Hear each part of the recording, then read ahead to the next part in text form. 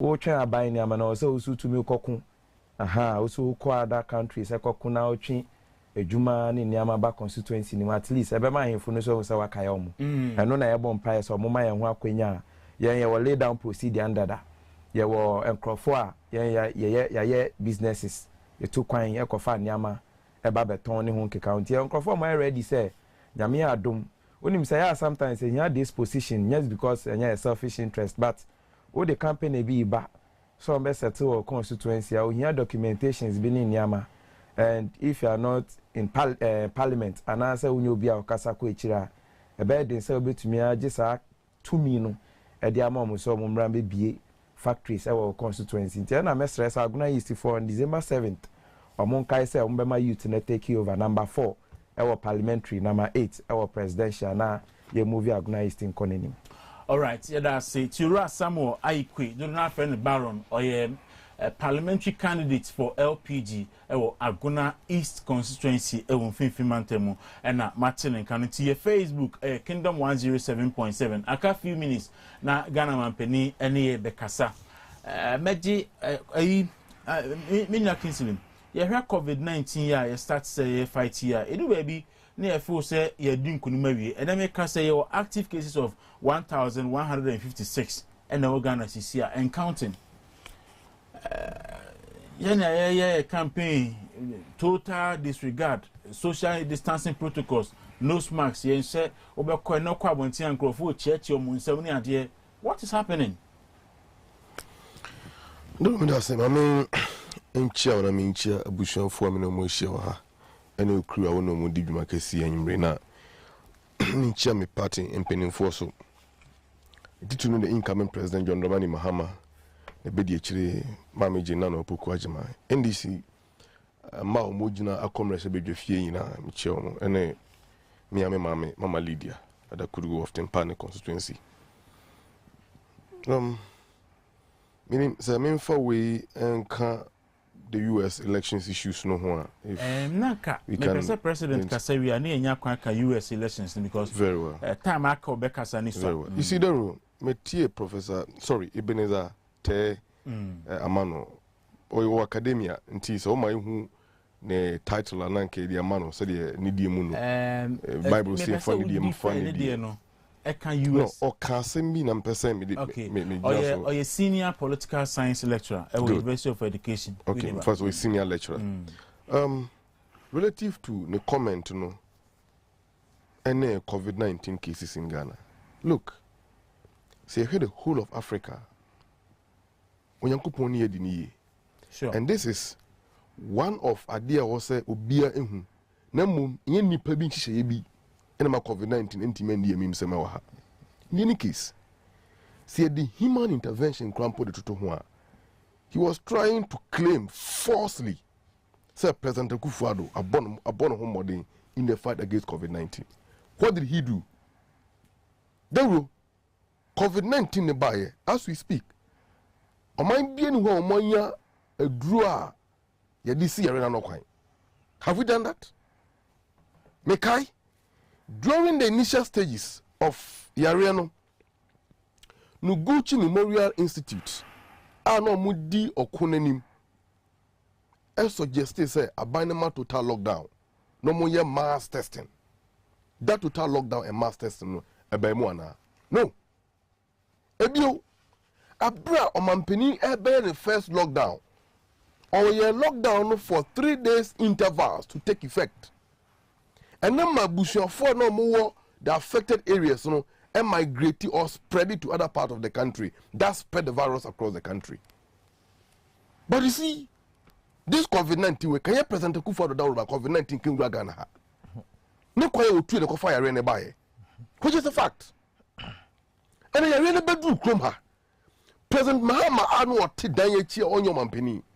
Let's look at the contribution personally or yeah towards the fight against COVID-19 and containment of the virus. Even though the lockdown and no man watch here PP is our dema a doctor for say money from mom home buying the multimedia agia crown kwa.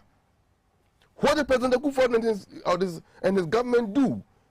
They turn the whole thing into American cow, a business venture yeah insurance e dey more frontline workers no e wi echi no Ghana etua over 10 million Ghana cedis premium Emma Enterprise Group aye President Akufo-Addo no offer ozo ni nua ke no for atadia. Now you hear yare na nkasa. You see, I don't want to do politics with the virus, but you're running back room no one more asebio edi munya pa ye MPP for ama Penny Akufo-Addo abekro na doctor for airpay PPs ade akwoti yare na wo munya no was say PPs at the command electoral commission of Penny for say wo monjin ko trading at the same time abra Supreme Court a man ruling say electoral commission enko trading no Chief Justice Edwane Kotai omo block court down but omo kan Ghana folk mu say they ko trading they will member you see when you do that you are Tobo o ka say nyina I say me wan akra but omo check president speech ni mama mon check mama na e be call but I say make me to aso mama come somewhere I say baby a won nam no me fa baby a because you are telling me said the sitting president wanya in this COVID-19 I am coming in there mama you see mama let me foundation me come asem foundation po na ole good you see President Akufo-Addo wa kon yare ne pa hospital say we see odi akon yare no University of Ghana Medical Center you see your local nine si ho COVID-19 in a money be here the bank hospital obetoi or local si ho COVID-19 in a money be here Rich Hospital Mampeni Mahama AC Rich Hospital no mo bonechi edi na tem so won nkrofo be kan na wo wi o man sika gu ni bottom contractors and chief engineers at President Akufo-Addo Mahama no mo ye adwuma no President Akufo-Addo ba no mo na ye adwuma wo wo mu do so mo gina asani bia say o mo no President Mahama eye kanana e bo man kro no empokra Donald Trump yire efri America bae President Akufo-Addo Rich Hospital or the boy President Mahama chi no o man yire efa Donald Trump yire e ne call Rich Hospital ebio sa Rich Hospital ya o man Penny Mahama bi ano ansa na ofri abem President Akufo-Addo bae no o mo se ko bi ano biom e ma plaque ai de bo ho no o mo white plaque ni fi o de plaque for e bo ho ke chi koko edi ni ma so these are the approach ya this ankomo over and over again but the government response to COVID-19 now you are downplaying the government response to what has the government do? I mean downplay I mean downplay bibia but you want to also downplay the contribution of President Mahama towards the fight against COVID-19 I am referring to a somewhat professor or the same senior lecturer Ebenezer Amano the comment on make here no comment ben no make here you have problem with comment on make here may have a problem you see we will not allow people no I just want you to point out and then now respond you see buga we your person the son of a body then please Minia I'm begging you no don't let us go there please I am not going to have that Minia no papa no oni ho a obeyi ni ho ano so anytime we say e den no kan ye a ofo say one can yi sana me bisa and throw one so no na me unit me that and I make then throw no and that's something say President Akufo-Addo wa handle COVID-19 fight in year really that $200 million US dollars out of a free stabilization fund who left the fund for him yeah President Mahama did he mention Mahama in this the President Mahama offered congressional and I did 125 ministers eche Ghana sika di yesterday President Akufo-Addo na ko jafu over $200 million to stabilization fund na President Akufo-Addo be fine hospitals as you one Rich Hospital one is here Guys Hospital one is here centers are more the year or the saying the containment point for the fight against the virus who built those centers those medical centers President Akufo-Addo buy also offer drones to buy Ghana might over $12 million US dollars for the drones COVID-19 buy drones no here then for COVID-19 on record Ghana in years kabia for the drones so you no enter record your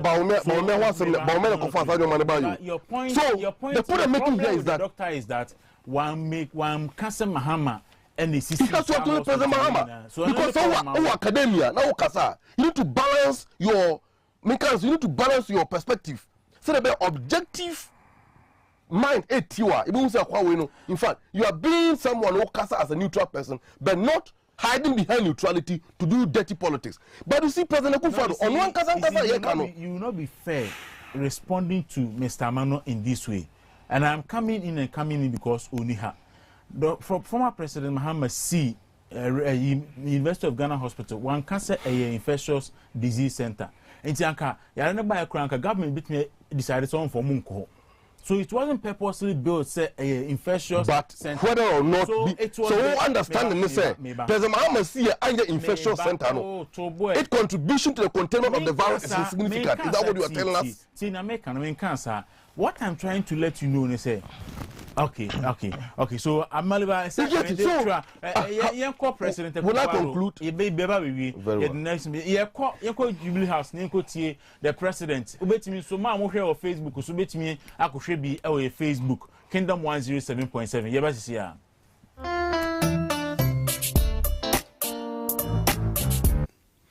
With the statistics pointing to the fact that we were on the path towards defeating the virus.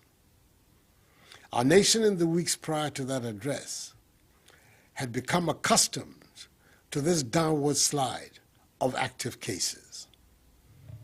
In recent weeks, however, we have observed a gradual change in the trajectory of the virus, with an increase in active cases from the 398 cases recorded 3 weeks ago to 1,139 active cases as of Friday, 6th of November. The total number of deaths now stands at 320, a great majority of them still with underlying illnesses such as hypertension, diabetes, chronic liver disease, and asthma. The number of daily infections is on the rise, from an average of 25 new cases per day then to an average of 130 new cases per day in the course of the last 2 weeks.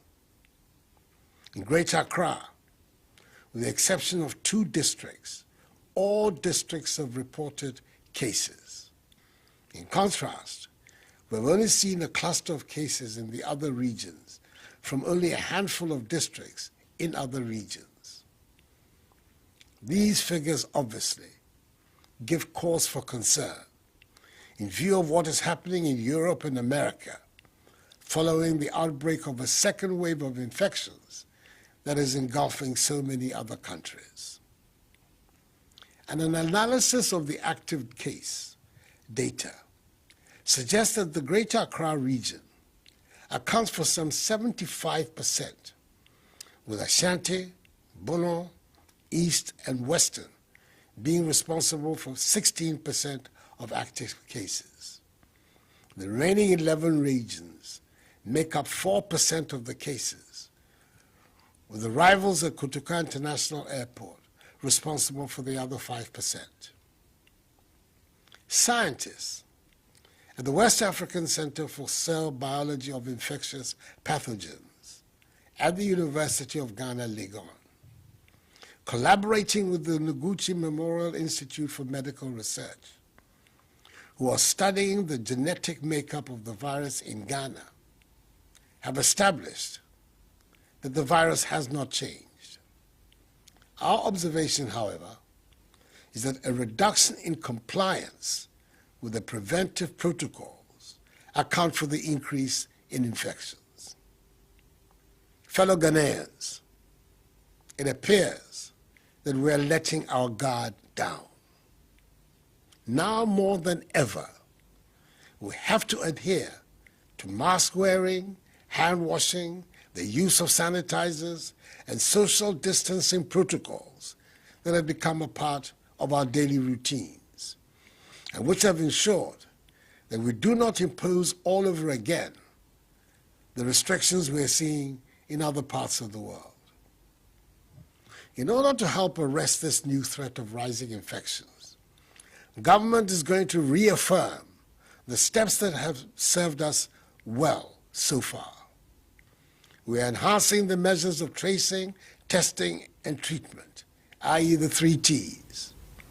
In addition to this, we'll continue to limit the importation of the virus, embark on the strategic controlled easing of public gatherings, enhance public education and information, and continue to provide relief and support to individuals, families, and businesses.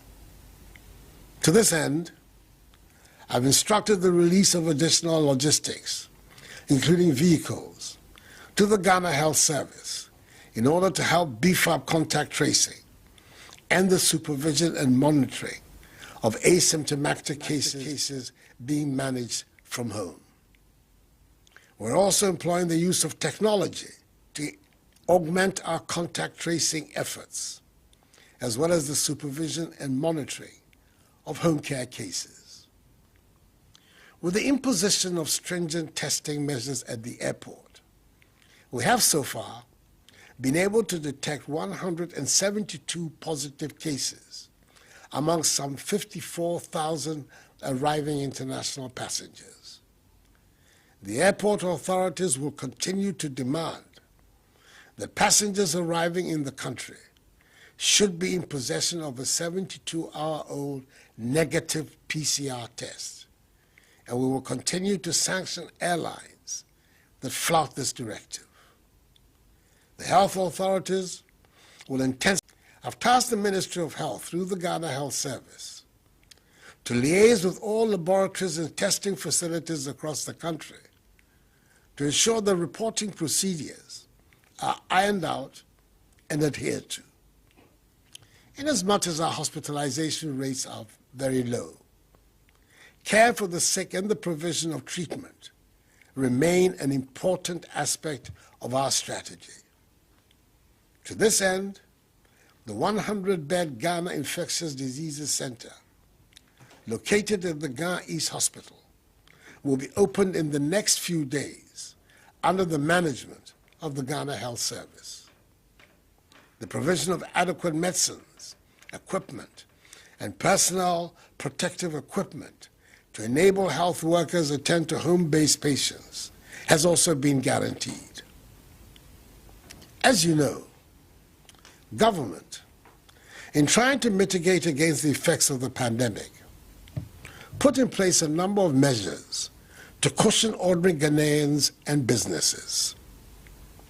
Government has extended the policy of free access to water for all households across the country until December, as well as fully absorbing electricity bills for 1 million active Lifeline customers for the same period. The communication service tax has also been reduced from 9% to 5% effective September 2020. I'm happy to announce that the incentive package for health workers has been extended to the end of the year.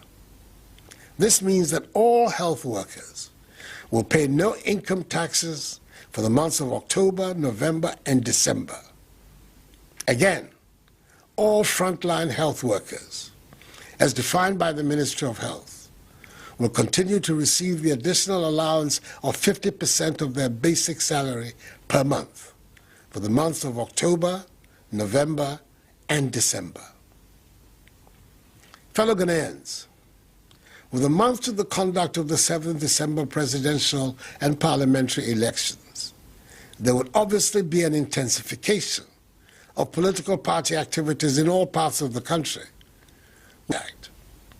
Nevertheless, I encourage political party leaders and supporters, at the very least, to wear the mask at all times at these gatherings. This task is not only for the leaders of our political parties. All of us in the executive, legislature, judiciary, public sector, security agencies, private sector, civil society, professional and trade associations, religious bodies, traditional authorities, and ordinary citizens must do what we can in this period to help minimize disease transmission. Furthermore, I urge management of organizations operating in confined indoor spaces, such as workplaces and supermarkets, to ensure the continued adherence to all COVID-19 protocols at all times. We have to maintain in a state of constant readiness the enhanced infrastructure and expertise we have built during the period of the virus to cope with it. I've seen it firsthand how in some regions of our country, some residents are abandoning altogether the protocols, such as the wearing of masks, put in place to defeat the virus. Indeed, the high compliance rate with mask wearing of persons surveyed by the Ghana Health Service in some selected areas of Accra, for example, to which I referred optimistically in update number 15, has, according to a new survey by the same service, fallen alarmingly from 44.3% to 5%. This is not acceptable, as the enhanced hygiene and mask-wearing protocols must now be central features of our lives, and they must continue to remain so for some time to come, until we see to the elimination of the virus from our country. Let me reiterate my admonition from ago. Severe sanctions exist in our laws for persons who want to continue to disregard these protocols, and for those who want to endanger the rest of the population through their actions and negligence. The law enforcement agencies will, where necessary, apply these measures without fear or favor.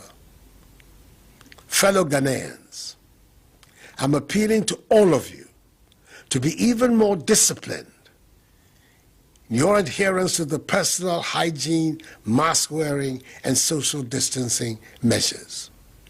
We cannot afford at this critical moment to throw caution to the wind and destroy the incredible amount of work undertaken by government, health officials, heroic frontline health workers, and members of the security agencies in bringing us this far. It is very clear that the more we adhere to the protocols, the quicker we defeat the virus. Enuanom, mesremo, yariano, enkoye. Nti mesremo, se mufiri fie a, monhyɛ mask no, mondi mo ho ni, so hofa sanitizer, ɛnyɛ mo nsa. Ɛno na ɛbɛboa ama yɛapam yare ɛfiri yɛn mmaa mu. Anyame mɛ, mempanyɛfae, hela ɛyako, ni wɔ ka ɔhyehyɛ a, wɔwɔ mask, ni wɔ here wɔ he, fale, ni wɔ forward, ni wɔ ka sanitizer, atwom wɔ de. No ni ba wawɔ, ni wɔ straight hela, kɛgye wɔ man.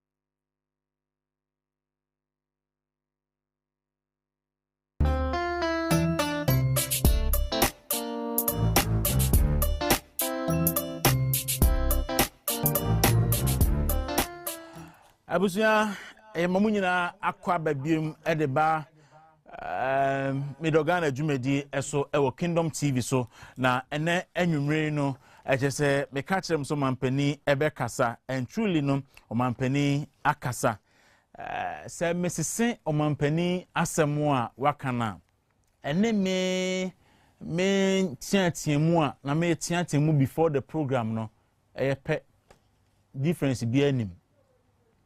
Enti Ghana for na ne ye twen se eseso mampani Akufo-Addo eja na dwuma ho na osan be ka kire se yare na ekosoro enti yenhye nose mask ye hohoro ye nsa yan use hand sanitizers ma ye ntiatia ye ho eno no mampani abeka kire enti afedi ebedu so dia ye adwuma ye nyina asem anka ba bia yadu no na anka ye esi ano na ka yenya between average of 25 cases per day.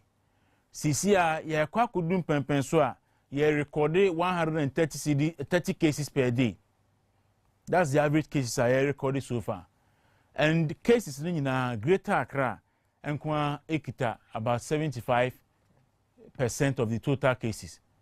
You say only two districts, and so far our Greater Accra say only case bia. All the districts, many municipalities, ni metropolitan be a case or be only 2.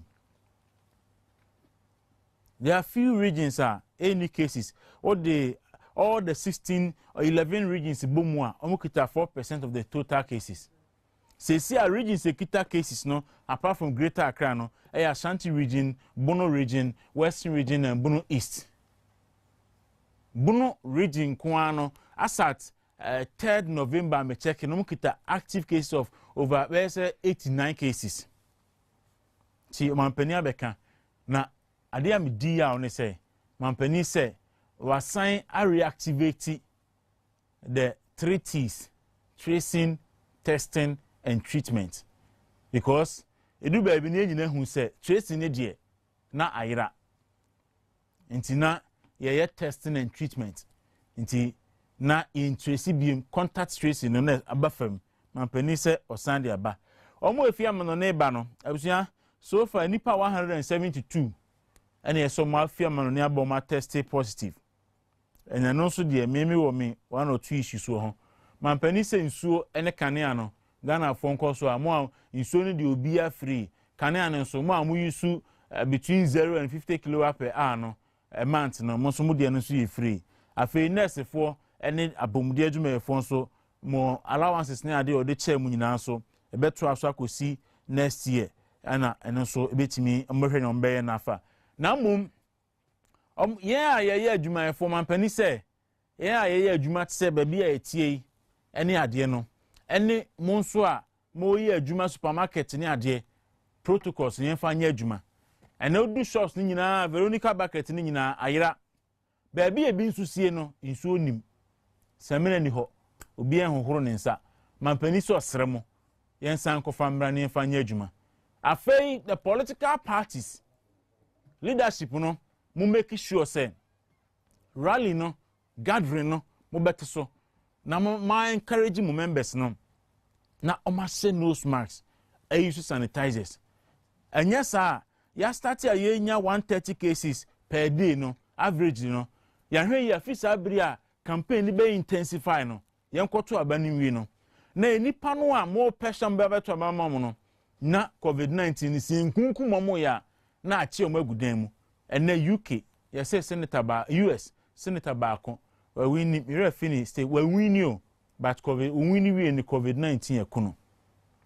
In team for so ben na unyae. We can do me who MP Bako, na often from Crofo. You say vote to Kakra pa open tea. We young Crofo from Crofo sa. So, a responsibility says see to me a boy home. Haruna, on another nugu asem so mampani akasawi. So these are some of the issues, but the major concern protocols na yen fa anya adwuma no.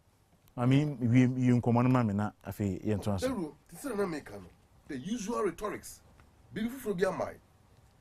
During that period, o mampani be can say why partial lockdown. O konwe nuane ache. O parliament ya approve sika ma no. In fact, sika ya approve ma no ewi akire no. I think 53 million Ghana cedis. Is that right?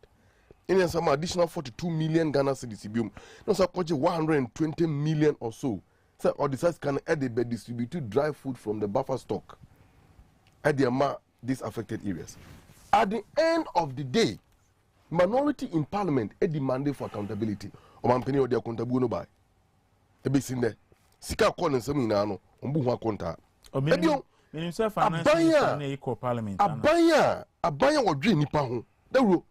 This is the worst decision of President Kufuor take here since the inception of the virus on our shores, and Ghanaians should never forgive him.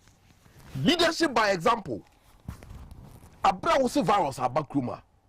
Wo de tabo ato Christopher so ene yamsoma Kwaku nkamosum ene Kwaku ahodo a ye wo man ni mu a ye som yame bompa ye ma man ni mu dwo no. O man penin say wo de tabo ato so. Ma Christopher nhia. mankram phone shim yes yate na what be yi sa lockdown na free ho restrictions no what be yi free ho so party ma MPP for enko your primaries. We saw what happened in this country. In fact, virus no be yet the aftermath of the MPP primaries. But abrekom and penny de tabon ato so Christopher Kosun Yameno. MPP for the jam so mo de omo ye dey omo call your primaries. He said woni yakopon na atwa po. Na meboa. But you see, this all mass gatherings and some ye kan ina no. Ni atwa me nsuno, na ye me yapa ne say omanpani any court e wo kroma. Enhwe Ghana fo nim e koma ruling say electoral commission enkoye registration. Abe unim say yisi okoshia parliament they atoja say manual verification will be allowed on the coming elections. But manual verification no nti na mo bastardize the existing system then. Na mo koka mo se mo kofa new system aba. Yamo okuma court e ma ruling na e kan Ghana fo si abonten. Ghana fo si abonten say kotwe din pe na chief justice Adwani Akote identity virus aba.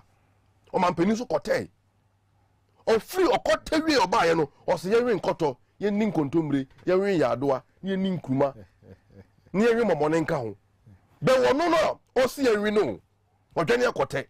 So omonko kamientia in the midst of all these things, porosity and incompetence handling of the virus, what was the scientific basis and approach abande bekaya said you etwasun? But you see, in the midst of all these things, now we have come to the stage abine say Michel Nyoma free. President Akufo-Addo Musano, the repenetiano. Omobaye, how many gallons of water? No more there back national stock there President Mahama Jao Hodo. Because on the account, apart from say about 2 gallons say as in Shua, no honina. The body ensure some more the account. Ka President Mahama anti ensure me big crumple uncle so on man penny Akufo-Addo ni chrome. And important mo chebi in the areas are. Can now also ensure free no catch me for come ensure enfa no ma free light or dem free no President Mahama agreement or sense here and am wo 2 year and they do so and for free office and na power na gina so be sin there and then MPP for you haka say o man pani Mahama create excess power as excess power no o mo nim ne o mo de ye ka hunu no ebo o man no at the same time mo so mo fa 1 megawatt impo enso national grid no ho ebio Musa se mo na mo end dum so which is which na mpani se wudu ankontompo buru a efifi wo na ho eno ne ekura mo a ena ide be nu pempen so we enti Ghanaians should know say President Akufo decisions are what take wo COVID-19 period ni na no a decision na ebe benefit wo no and the family members. Because looking at the way of the virus a business relative to the person at Kotoka International Airport. Yeah, factual. After the registration and I walking and all the issues about after the registration, you said COVID-19 cases were going down. It wasn't going up. You believe the figures? Oh no. That your team. You don't believe the gullible. Don't be gullible. No, don't be gullible. No, also, please, you don't believe the figures. You don't believe the figures. You don't believe it. But you no, catch it. Say, isn't Noguchi right? Somewhere last week or last 2 weeks, if my memory serves me right, said the COVID-19 by Accra and Kasua areas, Nipa almost over 1 million a year. Yes, almost by the survey, no. By the survey, they suspect. What was the mechanism for the survey? Doesn't mean say a figures are never no more. No, it was a foreign. There were series of allegations. The government was suppressing the figures. No, it was a foreign university. Any Noguchi for a partnership. A year survey. Bisa Nkrofo. And what some say within the last 6 months when you're tapping. Well, you smell. Why you see? And I'm picking those samples, no. And the year projection. So what I say. I agree with you. Say the cases might be higher. Fundamentally, a burning yen chance. Okay. Apart from yen Korean koto, no so free, for light free to have fun. A Benkura Sabra Casino, a banning the independent power producers. Almost $2 billion. I want to my President Mahama must say on your own end of doom so. Mundum the plant or the buyer. They say I could do some more. They should give us a break. And to buy about 1 year should be proper beer for fire.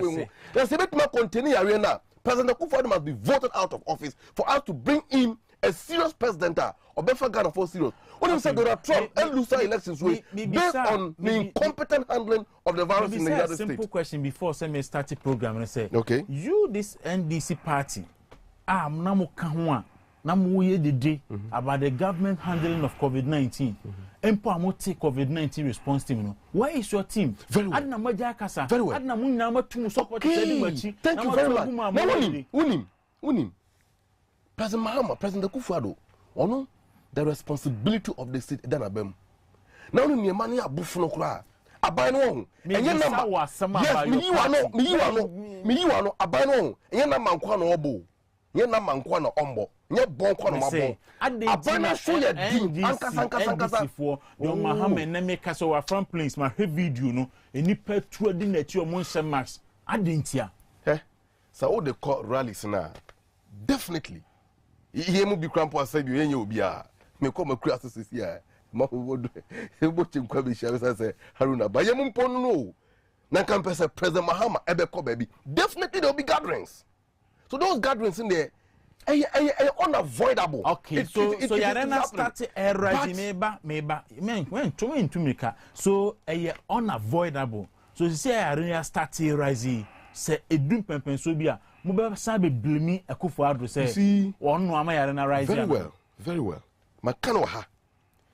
During time or day tabono to yamesom so okroma no. O ma premo no one party koye promise. Me you ano no one party koye promise.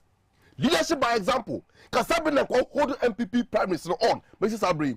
Enanka when engage the political parties say because of COVID-19 empo the impending elections. Yen postpone and am yen postpone. How do we handle it as a nation? Anka when you beje home say Akufo ebe postpone the next elections. Dawuro, I am saying say okay, nipankwa any election they in here. May I say Haruna Kingsley Amaliba a member of the NDC Communication Bureau. Very well. Why are they? And Pacho a Facebook Kingdom 107.7 FM. And these are the questions Anna maybe sir. So why is the response team? Why have they stopped writing? They are not writing anymore. First now come try. Yeah, journalists no, scientists no, ko fa dictionary, near the atutu ho, near scientific words and terms e wo mu no, near bie mu ansa na yate asa ba beka. Enne doctors ni nyina edin because omo ye guilty. Professor Jena no poku adman for former president Mahama nam. Enne na mesi ma hwe enne afan plains donko krum panto ni so kra na nya asem keto a anse no bedu donko krum cha man from tiase.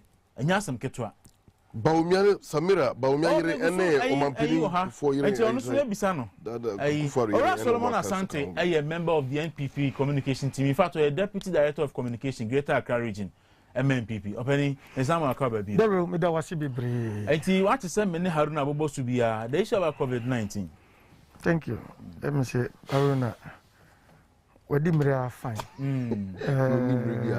Wadi mre pa. Me me sa bo kokose me so me ba bedi mre. Anya hwemuti ne wo ha. Thank you. Die di kan me pese me dia chia kese e ma ye mampeni se ene odi ne 19th visitation aba ye fie mu. Ye sure se dia obe kan so amanfo ati. E be do musuko.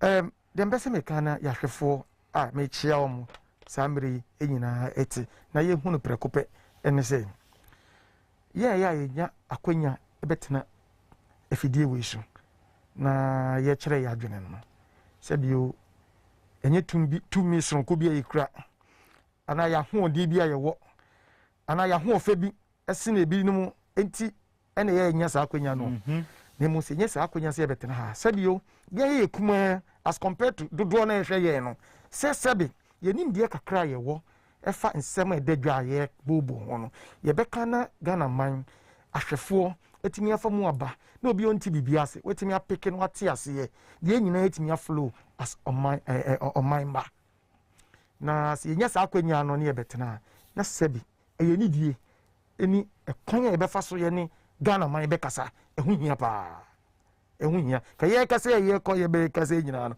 ahwefo hwe ye emi se ye wura lecturer political science lecturer ye Ebenezer one ne kasa ye Ebenezer te amano one ne kasa ye no asemo ekoba ye kisi ha sisi ye ba be ka from one ne nkomodie mo no ejina se na o ya kire bibi se sɛnea yɛ na obisa ne sɛ sɛnea yɛ na amanyɔfoɔ ebinom yɛ ayɛ sɛ saa democrats for we need ya na kyerɛ sɛ ɛbɛkɔ ama ndc wa na ɔkyerɛ ni na ɔkyerɛkyerɛ mu kyerɛ sɛ in fact ɔno pɛsɛ ni deɛ saa nneɛma no ɛyɛ ana ɔntae follow all the question ɛkɔfa asɛ de mibisa ne sɛ ɛdeɛn na Ghana fo bɛhwɛ ato aba afi ɛna ɔkyerɛ sɛ the management of COVID-19 no ɛno ka ho bi ne yɛtuti a Trump because wɔamɔ ne ho mmɔden and then oba ɔman mu ɔmampani Akufo-Addo wɔabɔ ne ho mmɔden sɛnea wa supporting Nkurɔfoɔ with free water free electricity and so ɛhɔ nam sɛ kɔfa sɛ nkɔmmɔ yi baa na wonim sɛ kasa ɔkaeɛ no yɛde no si nkyɛn a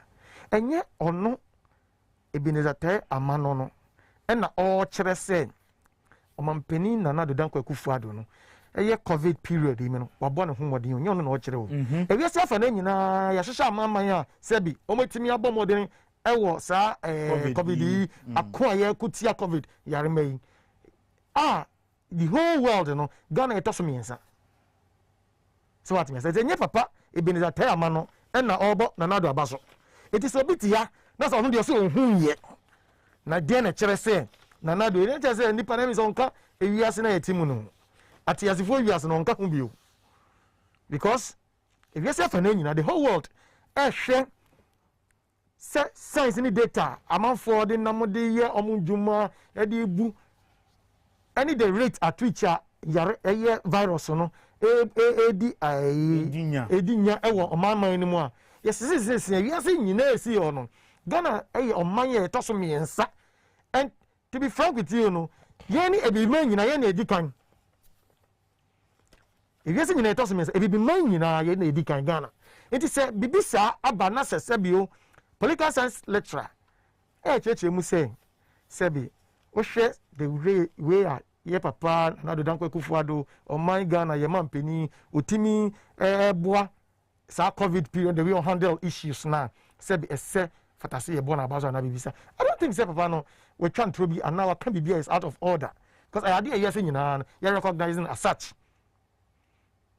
what me say enti no mesere minya amaliba sɛ na medi kankan no ntina mede kɔ share me preamble no sɛ yɛnya akwanya ne yɛbɛtena ha sɛbi obi wɔ te Ghana ha onimpo sɛ bi awiase nyinaa yɛ saa hyehyɛ hu sɛ o awiase fa ne nyinaa no Ghana no ɔman yɛtɔ so miɛnsa a wetimi a handle saa covid situations yi but yɛnya saa akwanya no ɛyɛ mene no yɛsɛ deɛ sɛ yɛbɛtimi kakra yɛnim yɛbɛtimi ato ama Ghana man ahwɛfoɔ a ɔmo nim ɔmo nya saa akwanya no ntimi nya saa information na ɔmo sɛ ɔmo hu sɛ oh sɛ na sei na mmom sɛbi yɛkaka sɛ akokɔ bɛsa sɛ ɛnya akroma fɛ because hɔna ne amaliba no nkɔka sɛ Nana Addo abɔ mmɔden saa ɔnkɔka aka bosome yɛkɔto aba ɔnkɔka ne saa nti mi blame no but in that crap or in that regard no ɔnyɛ a bit moderate ɛwɔ hɔ na wɔn no kɔrɛ wɔ hɔ na wɔpɛ so shift away from the kɔrɛ be very very very moderate in the way you handle it yɛfi hɔ a yɛbɛkɔ covid a sisei no yɛkyerɛ sɛ wei no asan figures ne san pagya ne mu biom ɛnyɛ easy wɔn sɛ papa no ɛyi na ɔyɛ no wɔn na ɛnyɛ na amaliba yɛ ka bibi sɛ adenti na ɔyɛ sɛ anka yɛwura John Dramani Mahama so a contribute to sure. But also didn't one but yɛwura John Dramani Mahama din if it is true say wa contribute didn't one more the din say na ɔyɛ comparison between say na yɛ link adene say Trump president the handling of the COVID presidency but jam time no said the Ebola ne ba enye friend is COVID enti untimi fa JDM ma me share COVID equation na ye compare between Trump and then Nana Addo on the COVID we are there be shame now so still me bra person be push GM shade no ade so push shame a enye yie nyankopon na ahwehwehwe sanka enye Nana Addo na bi e kra ne during this COVID period as a president Nick be koyo bi fufura aka enim say the handle no e be ko ba no amaliba samo kan say yare boni a watena yare fo ho a wa hu na yare konf papa ba hwe no yenyini mu no ye kan say konf boni a watena yare fo be kan yare fo mu oh sorry konf boni a watena yare fo ho ama konf papa be sa yenyini mu na say me no tie o ka sa no papa o kan say no so I shift from where you sebi sɛ ne ɔka nkyɛ sanka covid ne wɔ hɔ ɛna ebi ɔyɛ agyama ne wɔ hɔ ne yɛde tu na adeɛ so It is not yare no.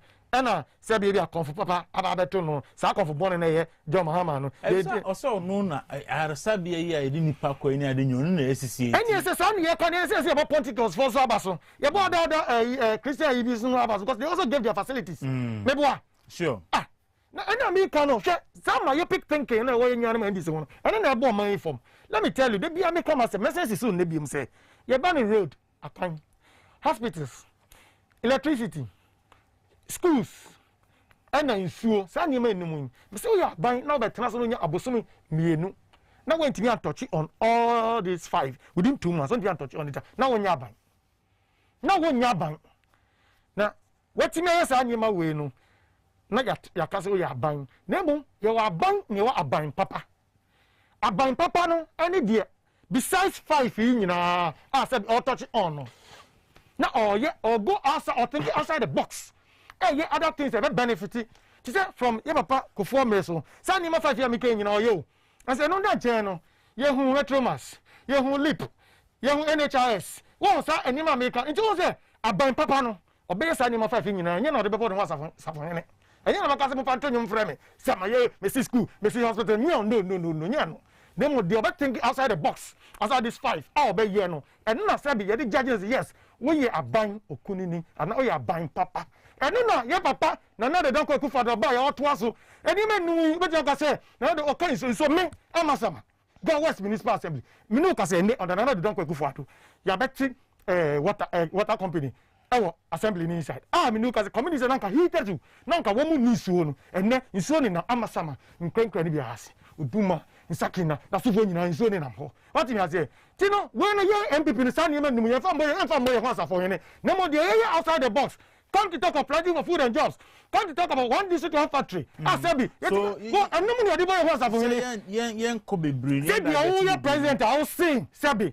Some people so maybe yet even 1,000 chairness for more allowances. Yet even chair teacher for more allowances. No, yen Kobe Brin. Yemra COVID no. Amaba clear say. Mami ko COVID dey ho afofie mu nya hwe na ani dey sabi ya tie nyina yen komo yedi ahwefo na be jeje ana ye nyina tie oman mu say yan pass MPP COVID ba ye yen ye hwe wo ho a Ghana for na be jeje dey di kan ewiase fa na nyina jeje yen si ewiase nyina na esi ho no ye ewiase edi amman edi kan amman etoso mi Ghana na etoso mi yensa yeso ye ni tia ye won bi ye hu ehye sa ban omanpenin emra no obetra so ba no nkase mu won jema ayi minister for health ono nkase mu aba gina wa kire se yenye se misra mo oyi oba ye local language at least pikin yenu eni akasa se ye fa mo chow won kwanye fai sa de we munye ni se maye ye nyina ho beto ye na enche sa ni me nyina betwam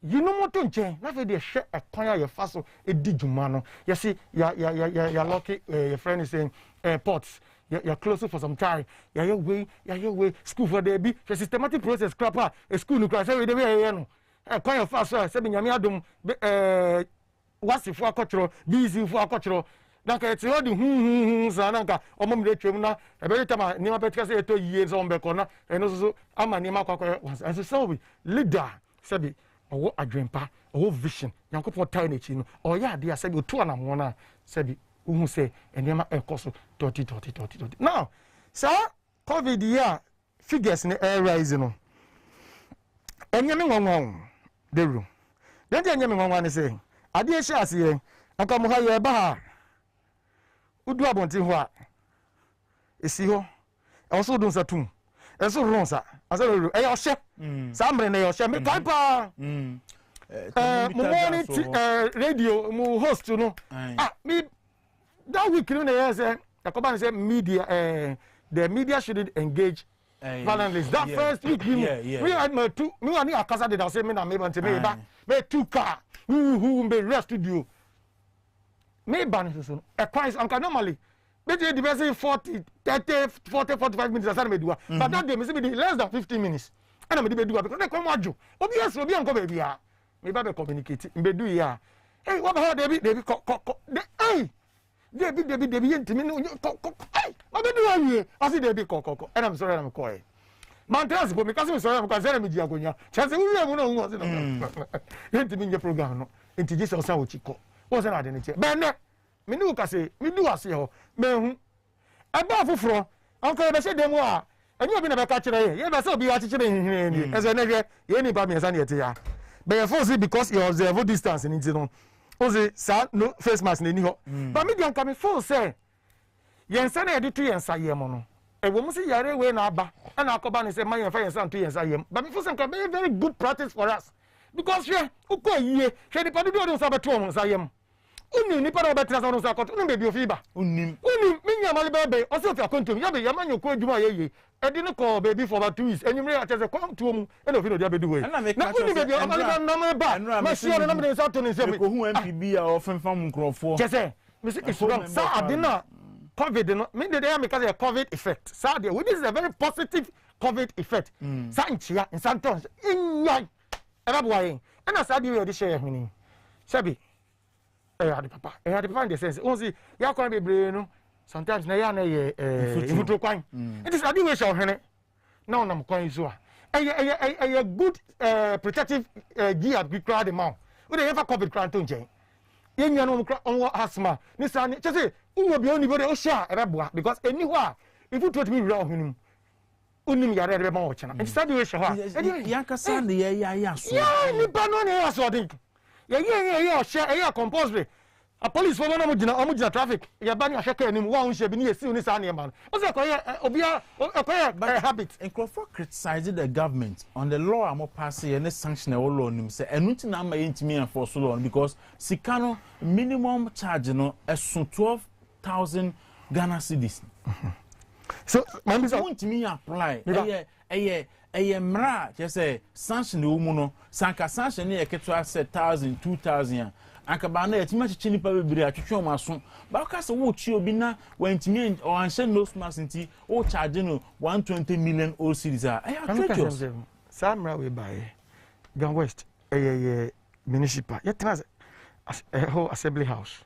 any agreement house okay yes so any in fact any police on pay for the trust it is okay yeah person pass resolution yeah you cry district municipal person pass resolution pass this oh yeah o mind ufi ka ba be du nkrenkre na amasama nyina amba be si wo amasama nse u be si wo amasama ye hu police wo nya hu say wasi anoti ka ni ade wi ebi nhye wa ye isiw e de wa ko ho ama atobi ahye ansana wo bi kwa wako u talk by force ahye amajai ena me ka say sa o ka sika yira me ka no but even with that crap na no we say we need boy din we not just talk 22 cities are in those time no if I share no crap you still have people every day you get people are actually say omonta dey and share I was saying okay say o cause e born e was so me say me chire me compare dey untwi ahwe no me say to ade no po je to obi ti o ton to e share ansani am area chrome and no crap on every day you get people they are being forced to buy any part any yesu ban. So the Bisa Malibane say as a government and I'm lead the fight against COVID-19. Mwanka sama tiegum and amoni NDC for a challenge. Obehu no communicators ni social media commentators ni Kwaku twa. Yesi na na do call ha mampani mahama call ha no we na nipa di na chipa. Me hu some yesa comparison na me hu adwiri me say na mo refi say COVID-19 wo ha na ebiem na government weekly press briefing Tuesdays and Thursdays at the airport education and then what is happening?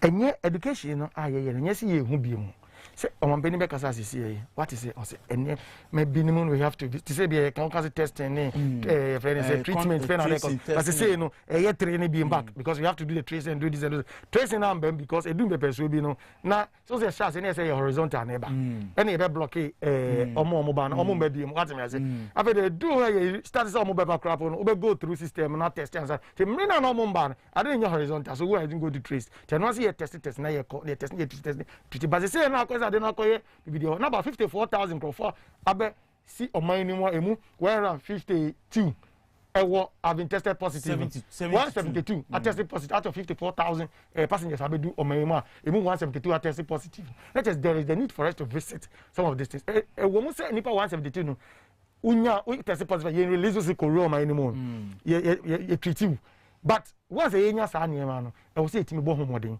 near den it means this test tracing no nanka minim say COVID-19 be challenging more politicians to pay innovative way of campaigning but as means me anya innovative we did it yeah MPP near saying yeah wholesale campaigning is that could you know big rallies we numbers and then as for wholesale so will not be doing it but what we are going to do no wholesale stores any retail is here work na be a new work na ko because MPP ni NDC nyina obi every weekend be a work and na ko it say who say you gather say rally be many power boss because work na dey nam na idea oh yeah the friction the movements involved inema oh yeah your friend is saying Ubeni energy only say na say I catch us say we virus no heat ni say man they can't stand it so what me say but sir rally na ye koye sir parties too nyame who say this time who say this time o ma ye rally man sagbona no mo de eni ehunu e but mo ye enne me ka say nwumere o mgu so awe hefa who say MPP who say this is so ye bi mi who bi yo me say mo ye say ene no bo ene what me abo bi say o edom ka crash ya o Greater Accra rally but me ka ene na me ka say ye jan and but sir no but and mo cock baby say former president wa from police na be nipa over 800,000 APB siana and no rally idea say rally na yeah fa din to say rally but a rally na well it depends on the way because sending odi kan o man peni nipa na back no mo man tell sending from place one so man peni dada e say o kwa from place odu adoso so be fo ne ka be wura we no ono so betinemu answer ne panton be ka say etu no na information no edu e kire ode dada even political activists po no omo nim say time say na man peni to omo nim kire wo do you take the need more educate mu share members na mo come more COVID-19 credit from so mo it's real and and you get even most of the candidates now for as part of the things that they share no face Max. All right, may I say, I was Solomon Asante, a member of the NPP or a deputy communication director for Greater Accra region. Patrol here, a Kingdom 107.7 FM 1 crime, 100.1 Ukumase, Kingdom 97, 93.99.3 Eusnyane, 105.7, and so Ewo a Tamale 105.9, Ewu Kingdom 105.7, Ewo Nkoko, Kingdom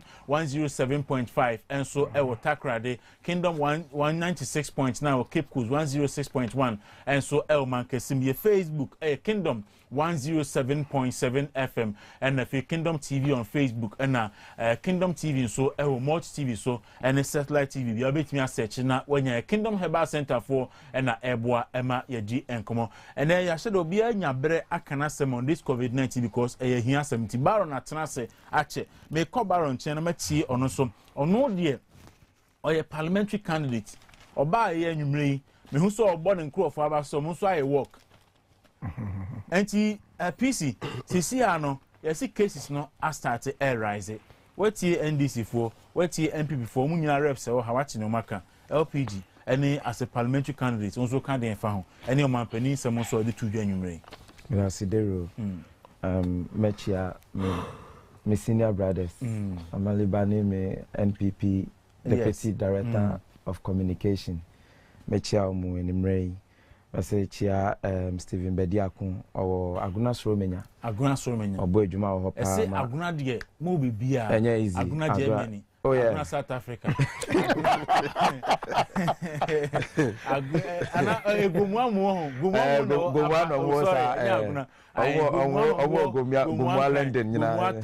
Gumwa Germany. Gumwa fast. Mechia Stephen Bediakun Aguna Soromenya. Say tia talisman. Me sa bona ba so biom ene. Odi gina mu pa wa Aguna Easter man efe.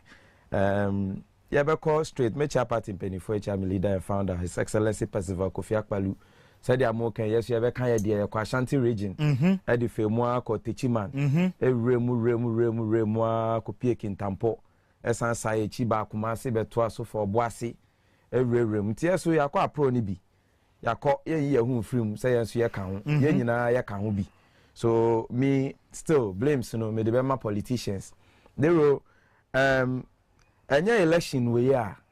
Menya sure senka lockdown His Excellency Akufo-Addo bebie. Nkombie. because oye hihye nyina na ye nim say aduane kra call rounds I dey aduane e call command for and all that nti enye elections we anka lockdown yembie but na amaliba so ka asem bi say figures na eba no na ye gidi ana so if there is somebody controlling the figures how would we know say election time ninti no figures no yate so ana the correct figures number doctors na every Sunday bia His Excellency Akufo-Addo press release almost your omode eba beka hospital honsem about COVID-19 me ka de bia say COVID-19 bae yare bia nku obi a Ghana apart from COVID-19 oh sir oh there be na okokolebu a okọ hospital bia yare bia nku obi a obi ewu a say COVID-19 oh yes sir the major okay you see what is yes nipa only per the records 320 and no bet nipa wu buru sir yo eti na me ka say yes ye hwe figures ni nyama na ye betumi aka say nya figures ni nya me de ye me ya twa me so pa so controlling of the think na me ni amalibe pepers say sanka government control figure na dia anka sabiri mu abato aben sanka ye hu the rise because rise there na just say but you say ekoya even though ye ben abato na they na start peja ni mu peja because ye bo apro ye bo apro peja because you see airport ni ebie na say ye be keep ni pa no for sa number of days ya hwe say COVID-19 first cry no test no mo ye ni miensa me kai say me am former boss am flex of xylophone yeah for free abroche bae omo keep in airport for almost like 2-3 weeks nya no that so no more has no more is ye keep omo before that no na WHO for new guidelines in my a chain of new guidelines by say so binya bi obi test positive after 11 days na the chances so betimi dey at transmit am obi no na reduce so say nipa no say onunko awodan mu a ompia itimi ni maneko kakra ameka ni say yen kai say yen politicians ni failure mine no because ye bo apro yi mu nyina ye hu face mask ye hu sanitizer ye hu baby e be ka say baby e hia no ye be check ye the thermometer gun be check obi as we run campaign and rally field and say baby ye nyina ya bo afum ne ye intimo obi am be defending who say na me dey me ye systematically me ye ni identically ni dey ye nyina e faili or that aspect e dey na ma ye yi police for ni soldier for free krom because that time discipline no ukọ baby cry no wan sha ye ma hu rem sisi a ye hu ni sen obi etumi rem and na max yi shey enye easy o because ye go school you say you see breathe in and breathe out but sisi a breathe out MPO esako in it was to me share max no 24/7 and now to me share max no baby I will be rebia now so share max but controlling na able to me control public places sure and you say on kwan number be dey abetimi ayi nika how many hours na mo dey rally I will be share face max for rally ni mo betumi a share heat yi mu a manfo ebusu yi a ye rally na me share face max na rally so take 4 or 5 hours na face max see that so share me na me bre breathe out now say economy sa ho meko mimu unim the consequence of it well we should just understand that we have failed in a way say this year the election way e faili because ni you see we no mo ye no social media way of doing politics ye be start here e be to be say rally obi atini dem a otini fia the message ni kwa obehu but ye pekwa akwa chicha 10 cedi ni 20 cedi ni ntoma okay because so, I don't know the vote ni banye kasa no apart from say more politicians more failure mine o man for na kasa so failure mo ho ana because menyi ni say His Excellency the president and also the former president e dey aba akusi obi so say o kanesi abonten and say one kasa odwen ho na akaye rally na o say mimpie nkwa metena fia he TV so ana meti radio so afo so be show the wakwa abonten that is the power of politics. It is a football. When we say you lock down by footballers to bring up park no and you attracted to a lot of people because fans in the crowd park and so no attractive crowd say so kwhwe ball ni bi eti no ne nyina no be see politicians nine so obi o ho no mo aso obi betumi aka say me e dey ojoy crazy party bi so a meto amana then you should know how deep politics has affected our people obi wo hono mu a oye die hard fan for a political party ni political party ye rally obebi a on to me hye dem obekọ now mpenifo na eye procedure na ma say ye fast for COVID-19 ni kra no mo abonten ye campaign na me ye hwan say me protect me ho I have to go and join them. I have to go because omo chere say the ebe measures no they are there. They are campaigning. So we also have to go there. Man call no more mini ebi e call e ba no okuta 10 cedis so. Me so me here 10 Ghana ni bi di ato bibi nti me so say me call. I have to risk my life and go and take it. What for say? Oh, na ade. Anya grounds ne wo. Omo che. Eti in fact obi ho no mo a you are right enemy nya bi obi na omo che ye ho adwumotan be ho omo che eti obi ho no mo a on to me nka so okọ dem na me wo NDC ana me wo NPP na is excellent John Dramani Mahama we two apro so okọ campaigner me se me hye dem no ba me de nya deputy minister oba me de nya minister of finance oba me de nya DC ana MC ye nyina ye be kọ no hu modern a yeso ye bo me so me kọ no me de me followers na ekọ. So we should just accept say you failure because Sanyama we nyina be starting president could have put in a measure say COVID-19 protocol still holds na yen hwa how e be arrange no nipa miensa anase mienu a mokọ amakọ emu de na ka ebie mu even kraye voters we no kra me kan me corrals baby o ho a me dura me pesa me che face mask but me face mask ni a branded face mask and it's not allowed. Untumi nkoche political colors in Yamawa registration center and the people were not wearing it. Omun shebi. Isi so am provide bi engu so obi bana so nibia. Mi yi bi man chance amaka chance on mame. Wow. So we have failed. Yen come back. Ni en say after sesia etumi yan wo hwe obi no obetumi aka so holding the campaign me ya lockdown. But per figures na ye hu 130 per day no say etwa say ya dia before say beto abana we bit me serious problem mama. Oh about when you beto we there na a serious case. Na COVID-19 case na rise. We cannot run away from fact. They rule in fact. We represent who to nka. But young politicians here young fire party colors into nche. It is the fact. O me de maka. Infection ni be ko high because your call grounds on no more obia me MP ni ebie se menye campaign ana menye rally na me kro mu obi ehumi wo humi TV so sa humi personal da no wu no person hagi me was me ndoji me lose 2 vote because nyo no nkwa na vote nipa na wan hagi no o ka cho ne dan fo wo na gbogbo ye ntoma no kra o kire no papa o hagi no kra no doji so once you have opened it I'll do it. America obi ayato abama no wawu ni about COVID-19 ekono. Oh, na say yes you Ghana ha. Enti musumbe wini ewu. Na say yes you Ghana ha. Your forestry penny pa. Sir John. Of course. Enti musumbe wini ewu. So ewu so no so ye nipa ni bia o san ke protecting. Na make say the first thing was say they should have been measured for the election. Say election aye be ye. Ma political party bia anye hye be lockdown, be restrictions no. Restrictions na be na problem no. Say obi crowd to me who police ni fa na nim kron share face mask kron kasa no. But first we ye hwan. No police ni atwa mu a won share face mask and won soje na won so trokra abeje no nyo bia na reka cho say opi afahye but the same so the whole thing the general secretary of opposition party be can say restrictions no ho because o man pani per say o manipulate na already the election now o person no opposition o ka say the party in power right enu nti opposition ka say nti amount for correction of life is that what you are talking about? Ye be a moon are they still comfortable with what is happening? Are they not complaining of easy? Are they not complaining of other things that is going on during these elections? What has changed?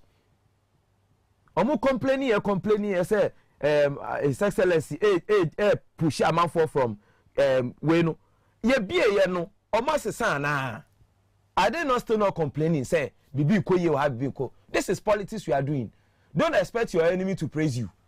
Even in normal life. Ubetumi ashatare pay for mo enemy hunya ka chale na de unipa addressing the FO. When enemy ni pele ka say na we yes enye 55 cedis in tare. When you are being hate, we opa share gold atare you be hate you. Let's think of the people, not the political parties we are talking of over here. Political parties for do say ne tumi nya yare ni bi wu. Than individual here ni cause no cry na ba ni critical vitamin C. Ye ton inside the omudi tu so mu. Me na de lockdown in buy any coronavirus could be surprise no first no motor no be 7 cedis 8 cedis see 30 something o here ni betumi ato obi onu the whole week ni cry no to mean the bia na edu 10 cedis betumi akwa akoto sa vitamin C no so you the rich you are always protected and the poor are always dying.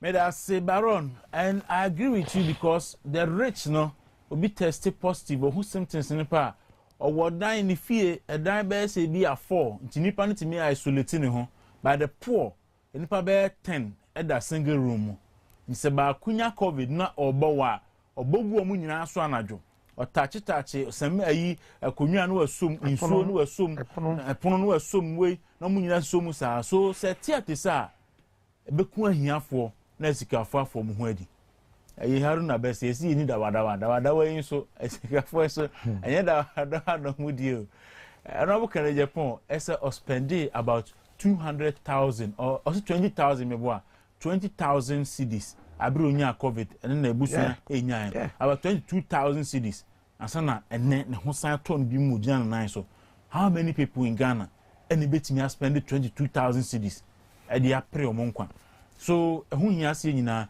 ye hwe ne etu ye hofo Medo Ghana Jumedi ni Kingdom 107.7 call Facebook Kingdom 107.7 na for message ebra na yenkenkan enfa ma enti afede ye politics na yako aka 30 minutes ye che ne 10 na ye de adi enkomo America fo ato aba tuntunsan so e ba no ewo sunsan so bi o Ghana so ana Rakofia mo aben akasa about ne bank no kwan e fa so a eguye ate say NDC fo aba ben so bo aso man pani akufo ado na begu bank no ba Kofia mo abia ba be kasa say na onim say ne bank na yare na niti a bank na gu no non performing loans nkrofo abo be si omuntua eni na dwuma yefo no abo ne kro no so does it settle the issue about when the good bank bank na egurida and I say a ben by na ba begu bank no and then the issue of Japan and matters arising I don't know how to remember our 10 minutes yo don't remember that you see mesre me our team in solo we MPP ni o kasama party wa bem na afin so kasama ban na wo sabi o mampani akufu ado na no na wo de kasa imre ntin sama wo kan na from mampani ho na eba so what na fidie kese to say Kingdom FM I affiliate Kingdom FM your FM so your radio TV nyina TV so it is say any affiliate ato apete wiase manso nyina anim na sabi o kan some say wow woni so wo dia true say the whole of the world COVID-19 Ghana number 3 country boy homodia come on adabraka a source of information here even in West Africa Côte d'Ivoire Togo and Burkina Faso go and check on active cases since time I ran by be seen there recorded less than 2,000 or 3,000 cases they have recorded less than Ghana in fact ridiculously Mr. Ominchwa no active cases no but there was I will check and give you the right. Look at the total case. I'll check and give you the right. Ghana, we are far beyond them. We have been and you see, recommended. What worry Hosam? Coronavirus no, a started free China. Here a free Ghana, echo China. Here ten. Here we na be Ghana. Ebola, Eshasia, Ewola, Côte d'Ivoire, or the same Liberia, Sierra Leone, and Chehia. We are Côte d'Ivoire, Pena Ghana. Under President Mahama, Ebola and Bakruma. President Kufuor not your opposition there at the time. Okache Ghana for say Ebola ura Ghana ha. Now say the kuni pa bakukra. Me for President Mahama and the born in Canada. But when one pencil as a president, what let's here supervising my virus abe ura kuma flew all the way from China. Vietnam, free China ura Vietnam.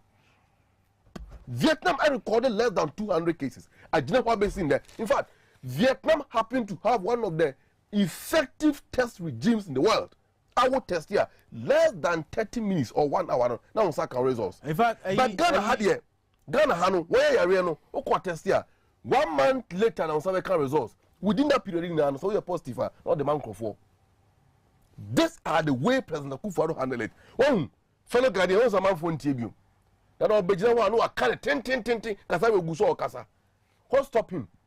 Because who say Ghana for said you and some of can and trust mu to Ghana for who the follow Ghanaians when Timmy and to Asubium. Oh, you are talking about thinking outside the box. My listen up you have no more men can't question I am just responding briefly. You are speaking within your you are still eating my time. Make us know ubam. You are talking about me. Don't worry. Some minimum interest in the market sector. So, obey we are because over time. It's not make out about that. So tell me, I did it back as I'm dear. Don't worry. You see, you are talking about thinking outside the box. Oh man, penny present Mahama no take unyaso. Said you na dream what do no one ring and nenti.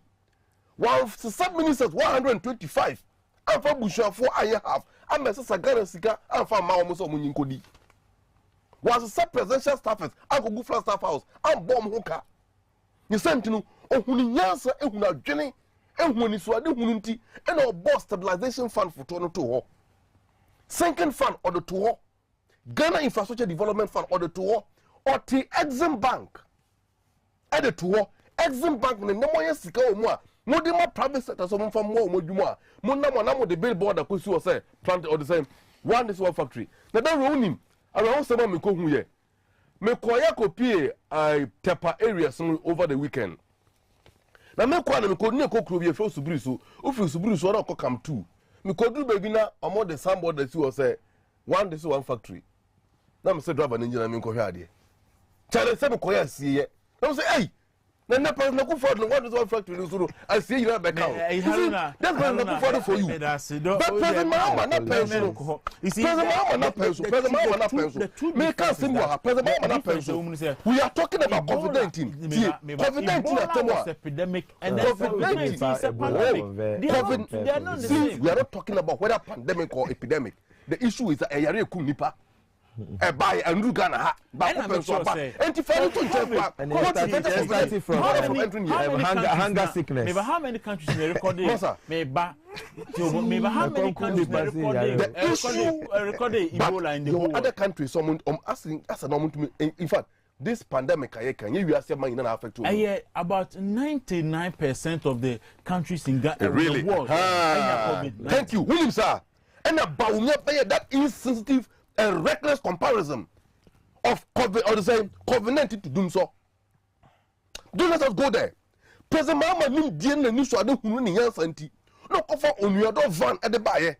Say communities to be to say near me village at the Gromisa. I only hospital hall. Yeah, COVID-19. Young for cars. Yeah, we COVID-19. So let's go. Yanko enim. Yantraso. COVID-19 push on something. So pregnant to the extent say you need more time there. Very well. So you see, we are talking about the U.S. elections.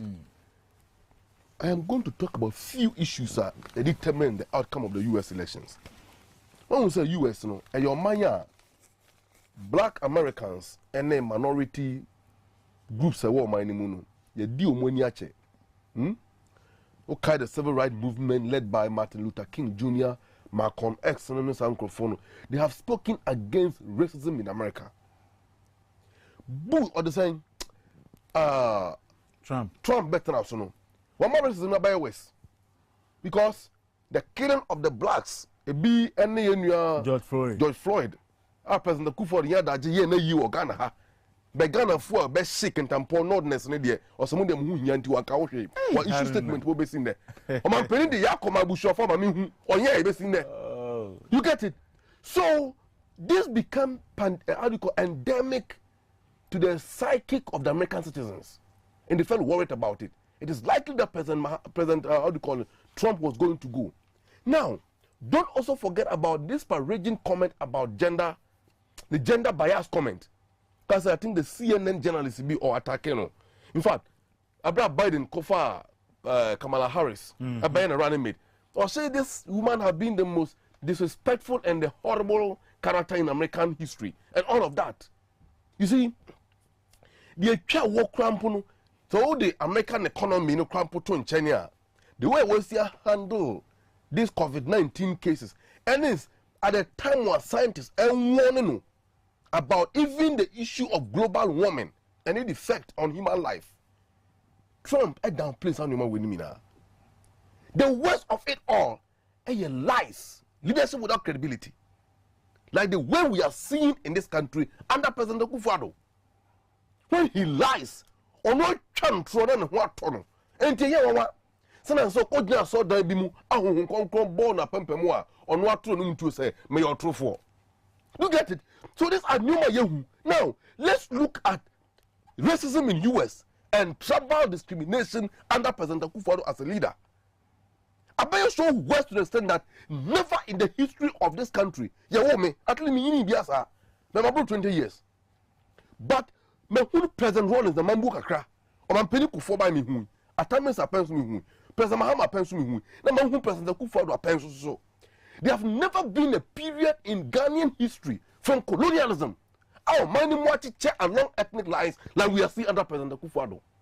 To the extent that a brand of COVID-19 about Yekawasam was said President Mahama through a Japan, honorable as the Kadogo Koye post, President Mahama Kokabinti, the Tukapai, or sponsor demonstration when he came. But no obre will not some perfume. So you see, by the when it comes to leadership, yeah, accusing more NDC4 of being influencing tribal comments than the NPP. Of being influenced, they remember my uncle, but the point I make you a say, the way a President Akufo-Addo are carrying him as a leader, the behavior of MPP as a political party under his leadership, or one deputy minister of Agri, ever attacking Northerners. Okay? Or attacking Northerners. Interestingly, or Chan Home can say, on your own tamale. No Northerners, Natana. Into why you North, what's so Northerners, Natana. You now turn around and attack the people. Because it is endemic in you. You see nothing wrong with the former president. One can say, and some of these scribes say Sakawano, it is now public knowledge. Or it's a special pretender in a reporter about the whole. But you see, President Akufo-Addo, the Minister for Information and Communication, Mame Oslo Honorable, as someone okay. Or seek a free education there cannot be a permanent here. On minister, maybe I am talking to you about the way tribalism and reckless politicking and tribal bigotry. I think he Okruma under President Akufo-Addo's watch. On one case, the minister of Asante region, Asante region minister. No. Some of the time video at the same time. And no, it wasn't him. Let me tell you something. So don't go there. Last 2 weeks. At the Kudugu family of Timpane constituency, particularly Basione, issue statement. What in the trigger Bushomo issue statement? No, Honorable David Adakudugu Efrimono, your core primaries echo yin yere, so on my NDC, Mashebeni. I was here, Breno Asson, Haruna 10 minutes no Asson, and it's I crash you. Maybe I won't crash here. You see, the point is that topics I'm you are not discussing it. Oh. Wako way of Obrenen Swason, into my main sign comra, or sign your opportunity be more a topics near the two or no become once not Yashon Samaka so home. Haruna Maliba Kingsley, a member of the Zoom. Anyway, maybe I want Namono, banker some in my American election. And I'm in my Japan, but maybe I want to know. Well, I won't say why. So, me right. I was here, COVID-19 as a Jenny Mubium, a cyber. It's we hear Kingdom Garlic bitters and our Kingdom Garlic capsules. Now, one no boost immune system. No, when you're holding, immune system one holding out 1 year, empo. At any bar, which we didn't soon kunim. Now, I found Hoji, Mansan Kabi and Numeri, a beboapa. So, I mean, on the issue of US election, and then the banking issue, no, every say, Meda, ya papa, Kofi Amoabi, I say, well, Ayana, a bit difficult, pa, bed in the pass, on my money, nipa, binu toll line be seen. A year, Akufo-Addo, bang, abe good bank, and can be on the young Casao. Because ye kama sebi when ya ewiase sympathy and on my mono sympathy say ne bank no crowd na egu no ya ban bi na abegu no na so wetime nya sa kokuduro aba bonten oka akamu no koi say enya aban na egu ne bank na mum ono bank ni ebegu na nkasa ono nim ebe nyina onim se bank no bibi anima enkoso yie ebetime lead to say bank na beguo yes ade we dey na finance minister be kan ye ma yete ase se wo ho eye banks ahodo na egu yie no si ebi wo ha sika potia Bank of Ghana shisha to say wo so nya sa sika we na wotimi di aye operation as a bank no na omu ni sa sika na potia wo so unya sika bi to ho say sika me say me be banking business 120 million then omo ye recapitalization me ni so me mbo figures cry but say e wo sika potia bi a so nya to say me say me ye bank enu ni me say me ba me sika nie a me dey be hye na da ho na esain aban boni bi abetwam anza na do aban ebeba na ye oma ne nkrofo etete the bank sika no ni bi kro apo a eno so timi sisi fasi lcc structure say ya man kwa no ye ti do ye ne say ojeje Ghana for sika e di gum na ebi no ba no de bi bo bi no bisia loan na say no no de da ba say sika pot ene wo so nya oni eni ho enna sebi ye ria ken for ata ba no omo hwehwe ni mu ze no and then lead to most of the microphone sika sa DKM this anima na amanfo sika na sefo yes ano because nipa no ahobo also wo ansa no tumi dey operate banking system oni sa ahobo nje to no say akoma ne say wagye microphone be sika na ebi o discuss akwa share to bibi fufuro mu a afa nipa no be gye sika hwe abaye ya okọ is it Midland okọ ya oni police ni edien okope am say 200 some 250 cities sika 250 at that bank okọ akope and so just 250 bank ni ni sika na de be man dentra bank no sa fa pim na wo so nya se mi credit ka we say da ho na say bia bibi sa poko papa otimi wo de obey obetimi aso to the customers out what is how den be ho it is a bank boni ati ho ehwe emma sebe eniema eni se esia sabi eho esisa so ne ba sa ban ko no onu po na wo se ye bon so bo because o trans e ye hwa se peni otifie na ohwema mofrari na kan ye kan na kan fo a ye kan sa peni no e kan obi ente se bank abo nyina bank egu e ka se bank egu nyina ne fapem peni otifie ohwema bank sa omu ni sa fapem na osabe de sa de etimi rura sa business na omu ye na oman fo ska ko eni nkrofo fa ho ewu no sa aban eye ndc aban under jm ono na wo se bon so bo na sabi oman aban papa aba ena me ka che na aban papa aban okunini na aba no say no eni bi because enye achia ye ka se ye hwe ha ja no oman madodo om sika be ko shem abeto mri bi be fa ho ewu no ebe sene de ye hu tin the best way ni say be sia no what requirement no you see nya say as I wait me operate as a bank unya ya ma kwa ma operate and yes okay ye hwehwe be hwemu ye hwe na ka wan ye you ye hwe ka ye you so ndc for enam and almost say den mpp aba be bu baba na for ka say na nka mo betimi apekwan bi so aso bank na se a anka emu because of enyuma e be hwere ni penti won say and back on the same obo men's good right men's good yeah oh say sa we ni nyina ene amanfo hwe kwan say aban emfa ni sambo amanfo to mo twam ni efentwia obi ni business okoya wentimi anso anono ai ka ba no aban emfa sika nko me ne wo tax etua no kobo cd kakra ye fa sambom ni efentwia sankrofo no eka. For how long shall we sit down and for a bank to be doing that? Say you was here to the development of the nation. You know, yes, what banking institution be service and loan AEB. Now requirement where meet. What for whom among for security are babe go. Yeah, but you had yourself that's gonna be by the New York because you are using it for other things. Now and no a banker. Say 10 BIA sir. A man you ever any.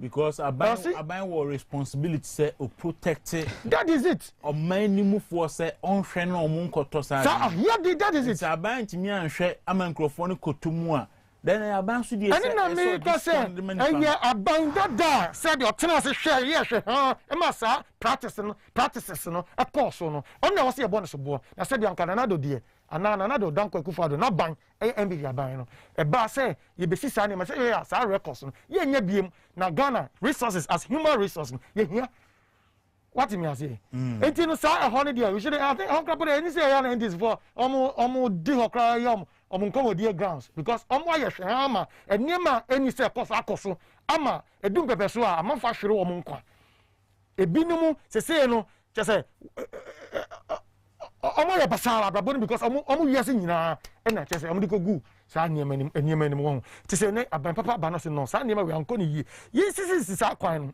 ama ne Bank of Ghana omo the slightest thing na omo nyu omo se e wo ho because omo hu se eje egu omo to no e was said the right thing should be done and tese kanena na ababy ye hwe ha ne nkrofo ba na ni aye unya kra ne aye se koye unya se koye no had na etwem okay ya ka second one I can ever US elections aka na ka osema nine na osi thank you US elections now okay no sani papa Ebenezer yes just next step na no well US it is on records say enim ade baako omu gina so pom dititi a Trump Trump the way of handle your friend is COVID-19 yes and na America say no ade omu disisu dua omu disisu ye na omu di eyi no ene say de no beto ye ha de ehu de ene say ankanado de nyankopɔ adom no because wotimi egina de na no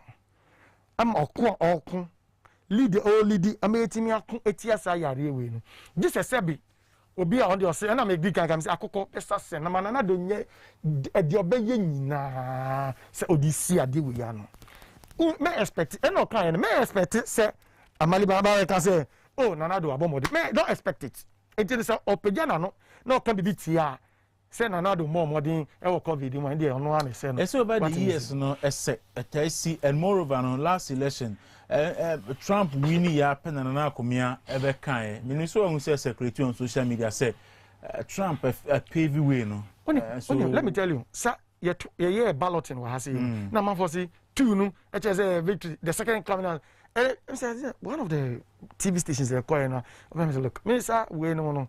I'm not a fanatic of those numbers. Now you read the meanings into no. Does it mean okay? 2016 near the number 3. 2016. MPP. Yeah, the 5. The SUA we knew. Does it mean say no 5? No better 5 no be winning. Is it say your sanction out to say the better 5 beyond no be winning? And this year win. Is it number 2 normal down number they win is yes, we need MP from Kufot. Is it number 1? MPP time Kufot and yes, on your down. Yeah, Papa Jake or can't tell better belong to one baby because so far people are not done in Australia. That is what the team I saw her. So I should go and read me and say Jake got so done now the team so into when they that's property even team so. That's not kind of order. Am I oh, so meanings, you know. We don't read. I don't do that. The same way. And then my cousin. COVID. Since me a year cardinal nam sa we a friend say election. Oh. Yeah, papa nana do dan Kwaku Fado. Any papa Trump. One more situation no is different from near a month of a link no. Because yeah, Papa John Dramani Mahama no. Oh no, wabetena so dawo. Wababedi ade ni bi da 4 years. Emma Sebi, among for Eunice Njen. And also me saba, never be correcting me mistakes. Sa comparison we can best do this comparison in perhaps 2024. Be a Trump is okay, me back no. Ma me ye ni ye, and I bedi mu shambo. Te me be now this time round, be correcting mistakes. I know the say correct na obana say correct na for gini to mutuma na ndeba ka so when dey start 2024 the JDM be because we correct here no bad but that thing is like on say your friends saying comparing apples with oranges the two scenarios do not add up for us to make those comparison right. It doesn't at all. Meda see Solomon Asante Deputy Communication Director for NPP Greater Accra Region and Motin Medo Ghana Jumedi so ne Kingdom FM and Kingdom TV and waso eguso awuti na ohwe yin Facebook so Kingdom 107.7 FM meti Baron me won so 10 minutes the same issue America election wonsunsuan so Ghana so anase ni sunsuan so Kofi Amoaben se na onim send the bank no na egu ntino no asi family ma obi se obi magi so betima ye ni ya na ne ma ofu se egu bank na ye ne ma minu se bad loans senkro foje bisia yintua o yintimi ntua ene na adwuma yefo a na mo nam nyansa kwan so ebo no kro no boy bank ne kro no a edigu bank no enti eno ye ba kana biem Japan so sensem so enso gusu da pono so mami ntio o 10 minutes be bia be fa bia but I say man start free banking issues in so say e Ghana ha bibia na ye say de so bo ma aban a be ka se me en fa ma no o heriti me papa wuye ka baby no na ye ready will yes me na me the next of kin many agi say na mra ba ko ka ho say baby okwa asori no say oka baby a o say obi ekosi na nem sa nipa no so say obi a odi na de it automatically no o say me che asori no mienu me ma sorry a me kodada ene me papa dia akọ ti say me ko ha 1 week a na ma ko ha 1 week because why inherit here or so inherit with everything e kada ho inheritance na inherit here no enu bi na wo beton na wo die tua ne ka bi e wo nechi se she so ni ho na wo inherit so a o say ne ka da nechi no to mitua etinu if you are in power now there then I know say subo bi ade e wo say debo because if only under banking sector if only under government still say obi koji license ye will be a demano ye will be also koshe say banking sector no na banking license now be you know or yeah we operate sometimes be a bank but operation no enye to the level of banking na to me reduce craba savings and loans anabibi ye nya obi hwe sa nyama na wow it all boils down to bribery because okwa ani ati kakra ama no ntinu de wo so okọ audit akra to me ko yes ko audit a okwa ni ape bibia ama no onye auditing no be free ho akọ no the report aba say bibia ye fine the people in charge should be blamed making also bebre nam free o ama mutumi kra anya media interviews. In fact, apart from Deputy Bank of Ghana Governor say Mr. Siama and onopen amat so jina court Bank of Ghana officials nyina mu go so nam ho individuals ne kra kuta bank ne kra no seka by this time they can be questioned.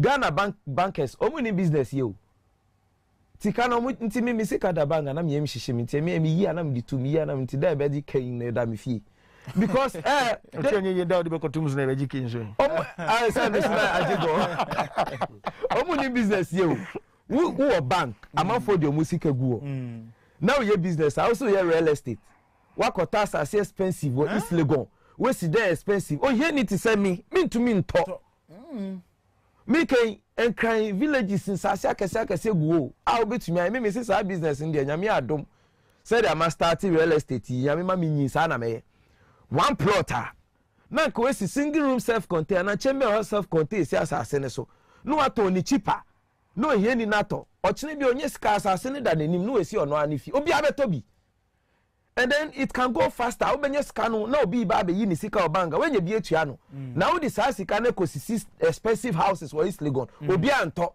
amanfo so baba nje omusika. How can you pay them?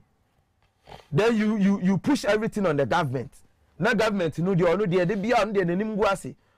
It's a good say you push out to omuso because omuso no omu nkrofo no gani omu tumi nchi omu. Sa wo bang na sa dey we see enti we no staff na ye frem Mumbra court. One kasa sukra ba be confess say na wuni. Enti Mumbra court na mbe yi mu ano a anko obi foforo a person of finance akwan so ebebo hie ni kro no obedwen ho twice. Let's go the same CC here. Ye nyina ye de ani hu ye. There are people in charge. Have they called any? Ye call court ba ku mienu miensa ye hu hwi. Ni nyina echi no. I was saying you because obia one MP business. Mo na mo say nipa de o ho no ma obey investment. And I say obesi ye landed investment and ye investment a wo di usika ye. Na say investment abase o me business tilapia for nyina ma media man for ska tilapia de for nyina abako US to for well because the regulations is not there yenya nkrofo regulate almost am regulate ni so a men's go that say me see ye e ka wo say mining sectors any omo masa gold industry certificate ni ya fra obia because so my certificate what was the insurance by na won Ghana yembu insurance we don't work with insurance ye fa insurance ni ejuma me say risk insurance we ejuma abrochira we a mechanic now we shop now we ejuma we risk insurance ade twa okra na o say unya ho insurance Ghana ha oh kafra near the we injection violet oh kafra continue for 2 days na bra no insurance banking sectors nyina wa amanoni nyina wa insurance enti na mpanimfo na omo ye business akese o Ghana ha na omo gi loan wa ha no omo tutu kwan koje abrofo loan na omo di aba because insurance dey down so when the money goes wrong you are insured of getting your money. Ghana the insurance in new ye mo bia regulating na nipa ba koti office and on dey sa enti the krakra oh daddy obie mu a obehu na obie fa na wo dey aba the beji license na obie mu no envelope ni dem say ve enti instead of so be hwe say what for right procedure so enye woman yin free hope filling stations ejato mu wu mo circle 3-4 days time you see you close all filling stations e wo kro because say media mo follow up afa hu biom abre ayi issues no say mo try my baby fu flash biom na ma fa camera sa akọ gina ho asa raise biom but if it's been a concern na dey bia mo boss a eno kra yi atomic dey kra shi kra say ye nipa ba ku wo ho enso no ye net TV for cameraman so okogina ade so atwa na Ghana ha say if issue ne happen na ene be kan wasem 3-4 days na bi fura ba betwam ne dey akọbola ne dey ato nchen me se kaswa ye kwan so he ya wo kaswa hwe enema bebre eku nipa sin dia ye kika ho nsem yare ne niam ekom eku nipa ekwan roads eku nipa kaswa kwan so he ya utwa atobut na wo bana esota na anya ne nyina ba begu kwan no so wo ye new driver na fa sa kwan no so na wunim ne nso ata wo be wo free enku MP enku minister nti obi anwen ho ekwan ni ku MP enku minister enti obi anwen ho ma ne nku pani bi sese audio camera be call na say die si obi nya accident wo audio camera call onu ne hu hia wo unya news dero wo de kwa wa unya news enti wo nko ti say minister bi akwa sa aka so akwa no so ma onim se nso atoma hia na twe no ma ne car na sama sorti audio camera be call uhia news you see enti enkan wa o si yada nyame ase so no our canteen penifo no take over amanfo sika da so no ho na enyo no nko mo keka ho media no ato nchen ko US elections say si obi ewi ni ti we be me nim sa na tie dia anka ene nka Liberal Party of Ghana so be win because yeso ye liberal organization ewi ni Cote d'Ivoire ni other places nya omo nyina so ewi ni nka yeso be ka say ne yeso de yeso ye fa enu ti na yeso ye be fa ne this year anti mo so aso aduru mo so edu yeso na say liberalism na rule sesia liberals for they take over the whole place omo nyina ewi ni nti yeso ye time ne ye be wi ni enti na de culture number 8 no NDC 4 years na Akufado so 4 years 8 years ye de amayen ye so ba be try 8 years mo de ndie mo ye addition so me onu de ne akabo me ba be try 8 years Iti US election man 4 no en na ado 4 no akabo mo and e be use 8 ko fi akpalu ba be fa ni 8 yeah iti US election fa hwe fa Ghana election ho masa we deliver ye beto eye me dey say the world is changing and Ghana must also change when you come and you deliver, especially your MPs omuba no mu deliver obeto when deliver men share the odebe bro tutia no eno na be ma ne sua nyansa because oba the first time no when deliver obey campaign wa je ne first so what to etia no eti oba biom a ana obi free ni party mu ba biom obedwin twice no nkrofo we se when deliver mo a on be US in chain mu be say Ghana be tumpo akonani wo say His Excellency John Dramani obey minister free SHS na mu to ni din bi progressively free na ya start to enjoy free na His Excellency Akufo-Addo buy ono wa ni free se si ano policies about manifesto political parties manifesto no minia Yi obi ade na share free dodo awom. If we keep changing them, everything will be free and the citizens will start enjoying their gold. Medo say because now you nim that say na nkrofo ka ye so ko Libya mo so ka na free bu so free. So ya na nwin ho da say there were resources here we sky betimi aye. Ebe bu so free but ye bu na achia papa bi o say honorable Samuel Pa Kwesi Ayikwe. You deserve the seat, Agona East constituency. He is the Jesus of our time to deliver us from the incompetent MP. Or the MI and Dr. Baba Zamu, or say Master Planner Junior Ewo Kintampo. The NDC has nothing good to offer Ghanaians. 2020 President Akufo-Addo ebe sign about 4 more to do more for him. And I will say efeno Abu Adubu ahen or say Baron all the way. And Francis Ochre say LPG all the way. So say LPG for Monsa Aka fans of the dropa. So yenchia the Eastern Regional Chairman of CPP Ora Semifa Mauto na ose onoso otifie din na ohwe na minim senifie no kofodua dio senso kwawudie eno won ahwe yo na nyina mu no yenchia no Eastern Regional Chairman of CPP Semifa Mauto michia opa anwumre na afi Eastern Region ho sit do sen na chairman oje ma mente wonka na fiti ochina ko yeni enkomo yeda ase enti abusa yema atiefo entra so in fact ndura na me wo mountains and me called me who say PNC for me nim say into onya organizer ni bi mana into PNC no. national organizer wenya Desmond too no say or contest we microphone constituency in fact ndura me call na me ko hu ne posters ye we shi ni wo enti ye kwa homa so na emi ahoma nema atiefo nso emermu bi na omonchoma dwe ana afi ya property ya homa ne 0302 549929 0302 549929 ana 0302 547200 0302 547200 me pa cho and she said, I crave who ma moshe TV no, yet number na good TV no so betimi ahwe but in she ka crave who ni me pacho. Say be ya metimi no adi nkomo. Oba radio no ana TV no volume no dwomo no. Na tie wo phone nim. Me ntie yen e wo radio ana TV no so. Na mo yin na me da say. Abdul Dramani wo betimi ani so. Na pom tsen. Dawuro na onso o ti se oni abedwafo na TV nyina. Na me adom nya me de ache e ho ye papa madaroma. Dawuro ma fa kunya so na memo abaso pi so se ne wota na sa de emfa kingdom FM famo eni agwani kingdom TV Dawuro waso obi esu a na obi esesu na eniwa be se empenifo no ye bomo pa awkwan be so ni Dawuro be sre mi communicate aba ho die ye ni a ye bo MPPT domo a bi se ni Solomon mo a chance wa se bochi domo no o mo hwe ne sia kores no mo na mani kakra na o mo fa hwe se be bituma ye adwuma den ne dia ma MPP amanyoko na ye dia atano sa de ona bo ben mesachire ana sa de ne kobi mu hwe se ni mapa no okay meda say maminfa of fire good evening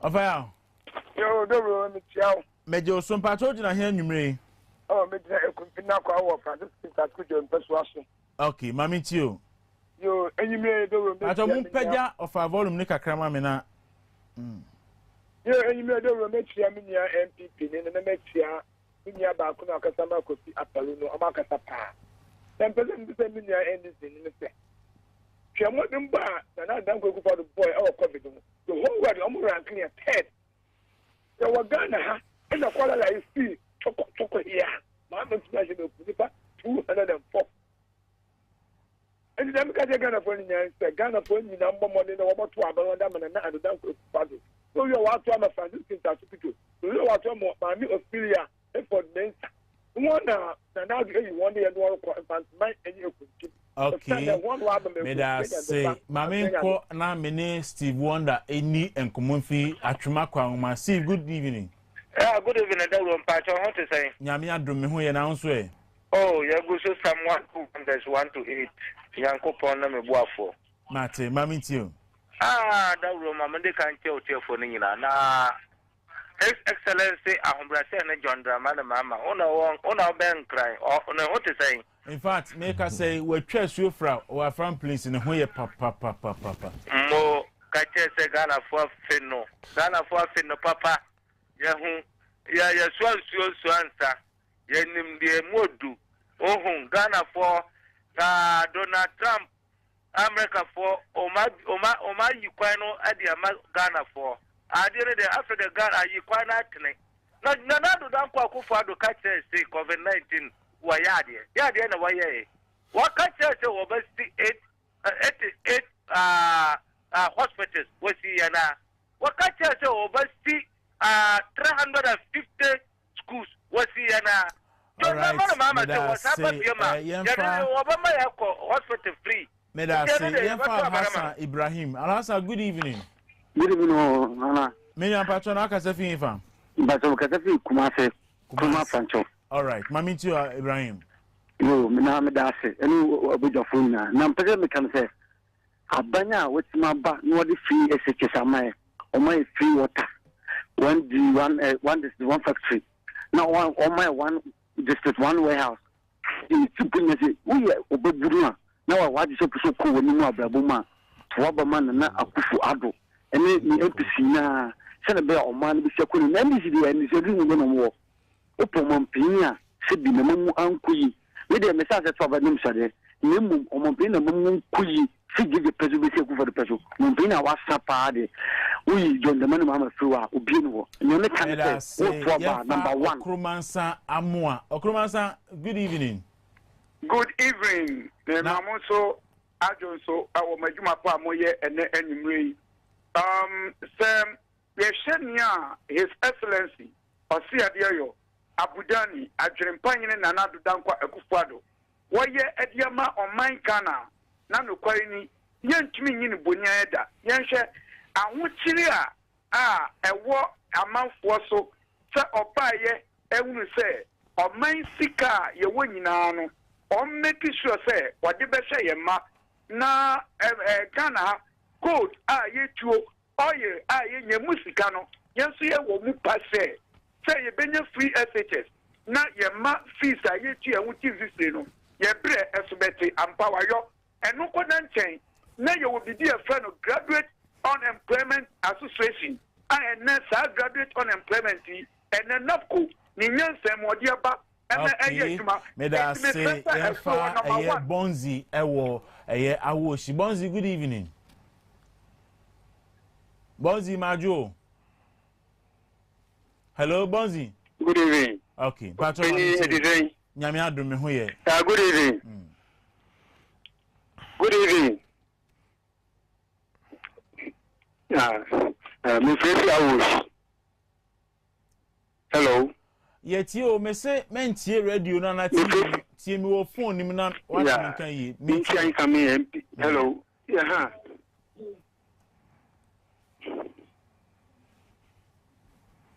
Ai Ghana for ya so e dem pato mama bonzi nkona en fa foforo we nti na ese mentie ankrofo COVID-19 abana ankrofo chiachia no yesi e pa chow u say o fro tie radio no u tie ohu a delay into the nabayan city or phone him not Jum radio na TV no name come on and cook kama. Yeah, Tenkran, good evening.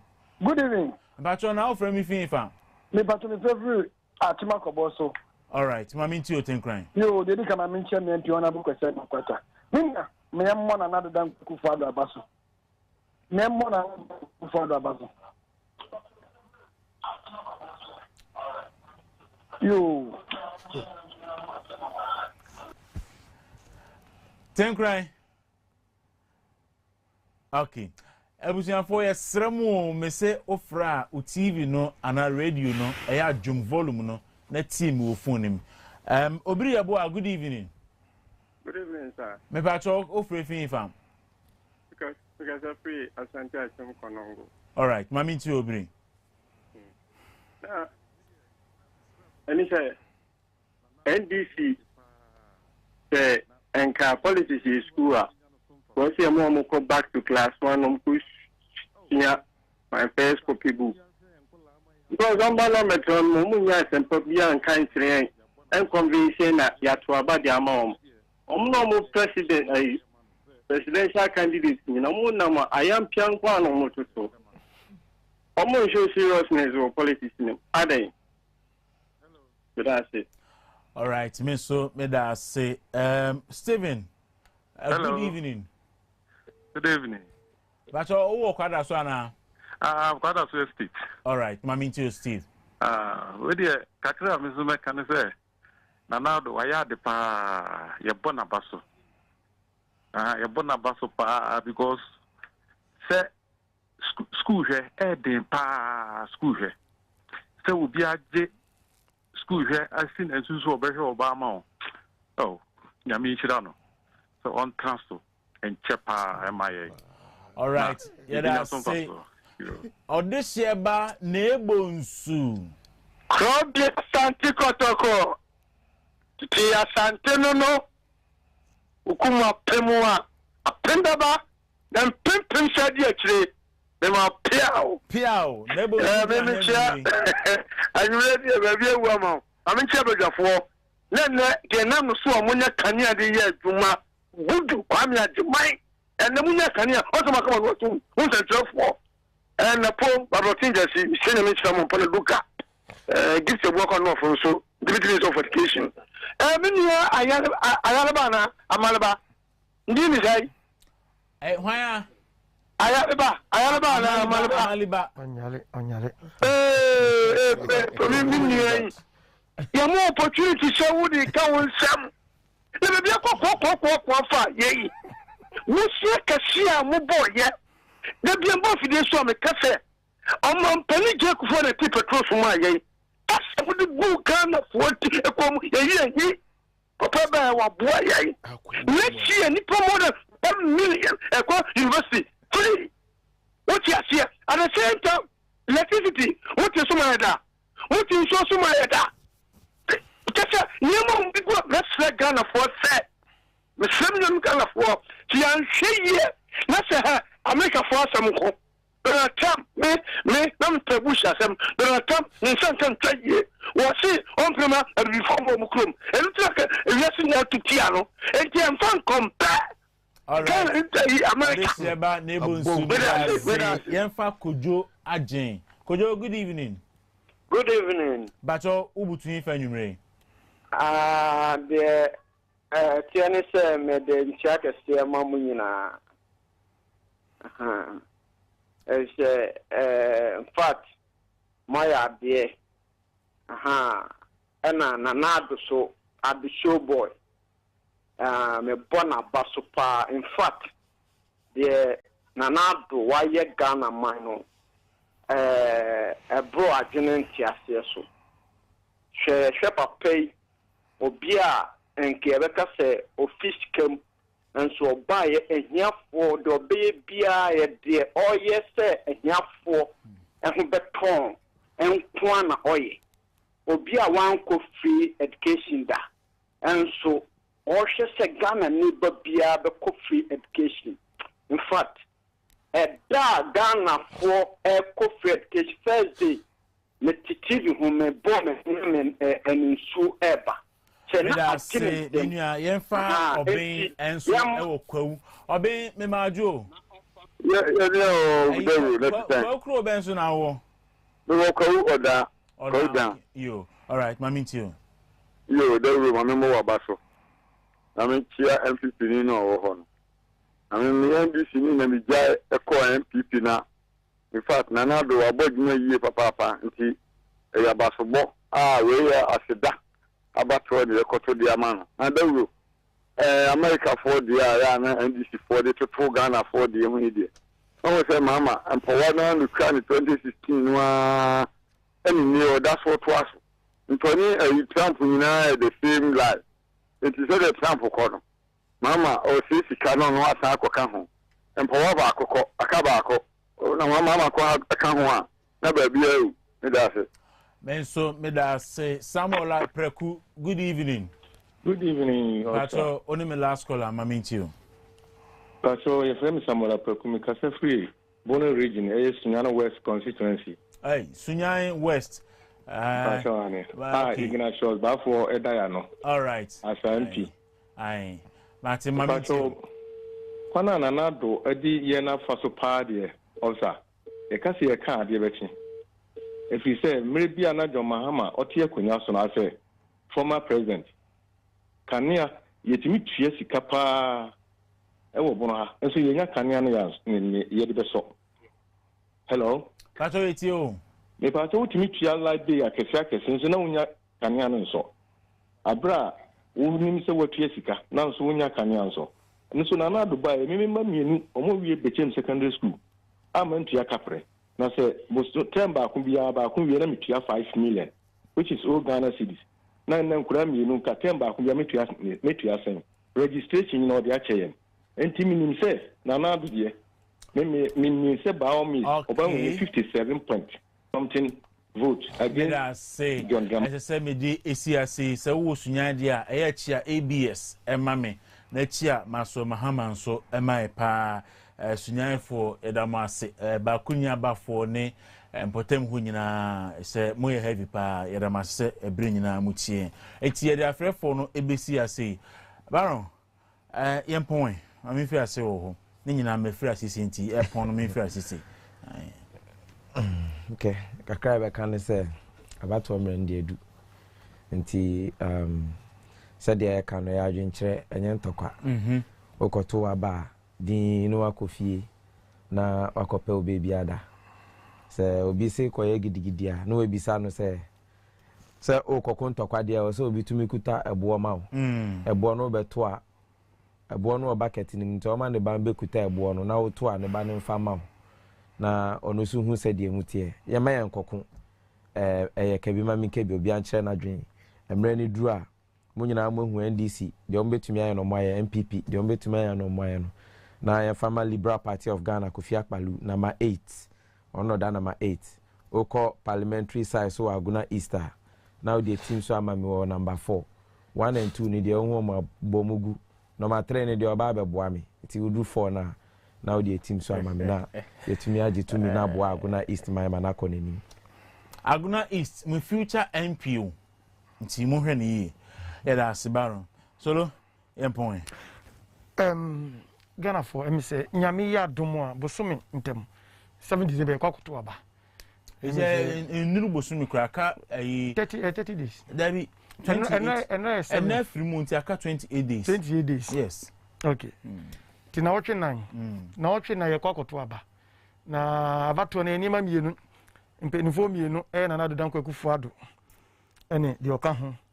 Yoka ho na mi be twem onya akwanya no ti aban mu no o se Ghana yempempe so ayedu no eye nurse training for a teacher for atiti embre sika ye de so masene no sa ne man Ghana ya ho de yentimi nti ye twem enye yie ye kan se ye ba be 2008 nanado 30 foot of start say o ye campaign for presidency or start kan se me ba me nya ko ye adom to ma me na me ba ma be ye free SHS papa isi de bida ontimi nye omo ebi so obeya krabe 20 years Ghana betia de be progressive sanya me nyina making obaako si enye yie oni de enye yie ama na de dan Kwaku ado baye in fact about 2017 September first academic year shasi anu start free SHS no next training omo allowance no san restore teacher training omo allowance no san restore min ka fa areas brisa nyema miensen pe obako de o se enye yie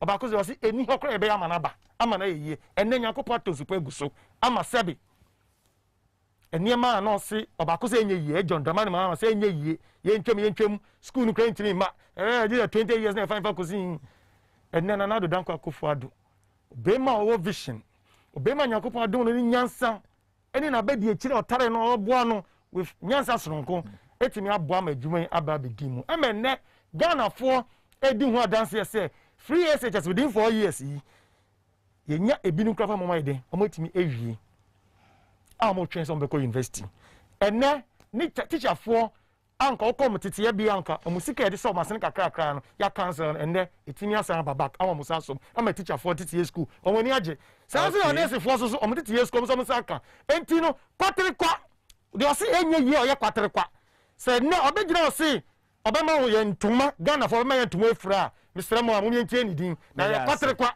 na ye kasa no kwatere kwa o se enye yie ene o sa begyina se be yie a muntie ni din Richard Manuribi, oh yeah, member of the NDC. Chiani. I say Ochia Baron. Na me doesn't Chiani. Richard Soloso Chia. Messiano, Mamma Empoint. Dawuro. Eja. Asempa we 8 year. Na pepe. Na solo wa haide mamen suma no. Onfan kra nkoma mampeni akufo. Okay. Say debate na President Mahama eton sa friend no. So agin hu di se wo ye adwuma party on the omra debate. Sa. Ne settle sa issues yo ho. San say ka kom no mpeni se agin koku na nkasa na num. Say NDC abam no bi ekoso amamwo ni mu a na yeme na metistie na chi. Nti me need the technical competence to talk much about it than leader no die name. Interestingly, why here 4 years? President Akufo-Addo so here 4 years or say bra debate. Ujane, afina mo nam chen. So you have done better. You see, the issues are very simple. Dawuro, ayimre ya say the who say me time bag be wi ha no. Me fulfilled in eba. Na nyoma MPP 40 a wo mo kan no wo ho sere. Say free SHS. NDC started a progressive. And indeed, President Mahama na dwene no feel say on 2012 2016 by one term, 2016 to 20 by the second term, and no say by 2020 we can do free progressive senior high school education in compliance with the constitutional in Article 21, Article 25, Clause 1B. Na double track idea ba wofo e boka wachiro e be yefuo. Have you been able to solve that problem? Ye ka say teacher training college and nurse training college na one sasa.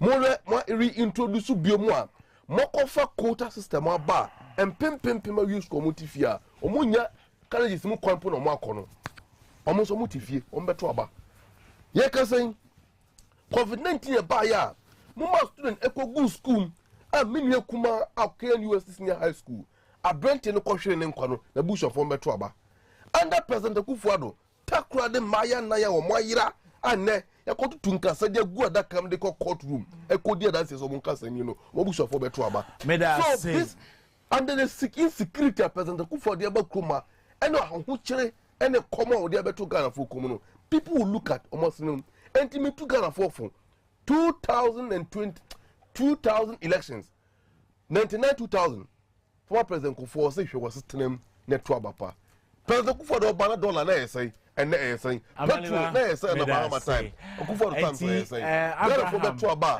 sorry mo we no be so aba Kingsley Amaliba a member of the NDC Communication Bureau and Solomon Asante deputy director NPP a Greater Accra region and Samuel Aikwe do not friend the Baron or Agona East LPG parliamentary candidate or more and many omudi juma midin di Kwaku Dawuro Ochina anopa inshia ewo anopa nkomoso ewo Kingdom FM 107.7 na yentoa enkomo no esukufin kansa ena ebo michido manope enanwumre ena fe team ni nyina so etachire production team ene TV crew ni nyina so etachire yedemu esi ha sei na yaso the Kingdom Herbal Center for ena ebo ayen ema onso wote yenka na onso nyemeso etimi ekoso yi de ema ayen ti yedamu nyina ase Richard Manuribi I say Baron say oka na do 4 years and your mama 4 years na mama LPG for tuna mudana mate entina Richard was stress Richard enyime echiao papa nti ewusia ya de mu si ha sei na yakramo na mu kai say COVID no yese esa pagya ne mu enti bedi all the protocols so na menu ya boy ho ban ebiem onu mu nsa men kaka okaka nso a men no nsa nyame me ochina ibesane we hia bi akramo nyina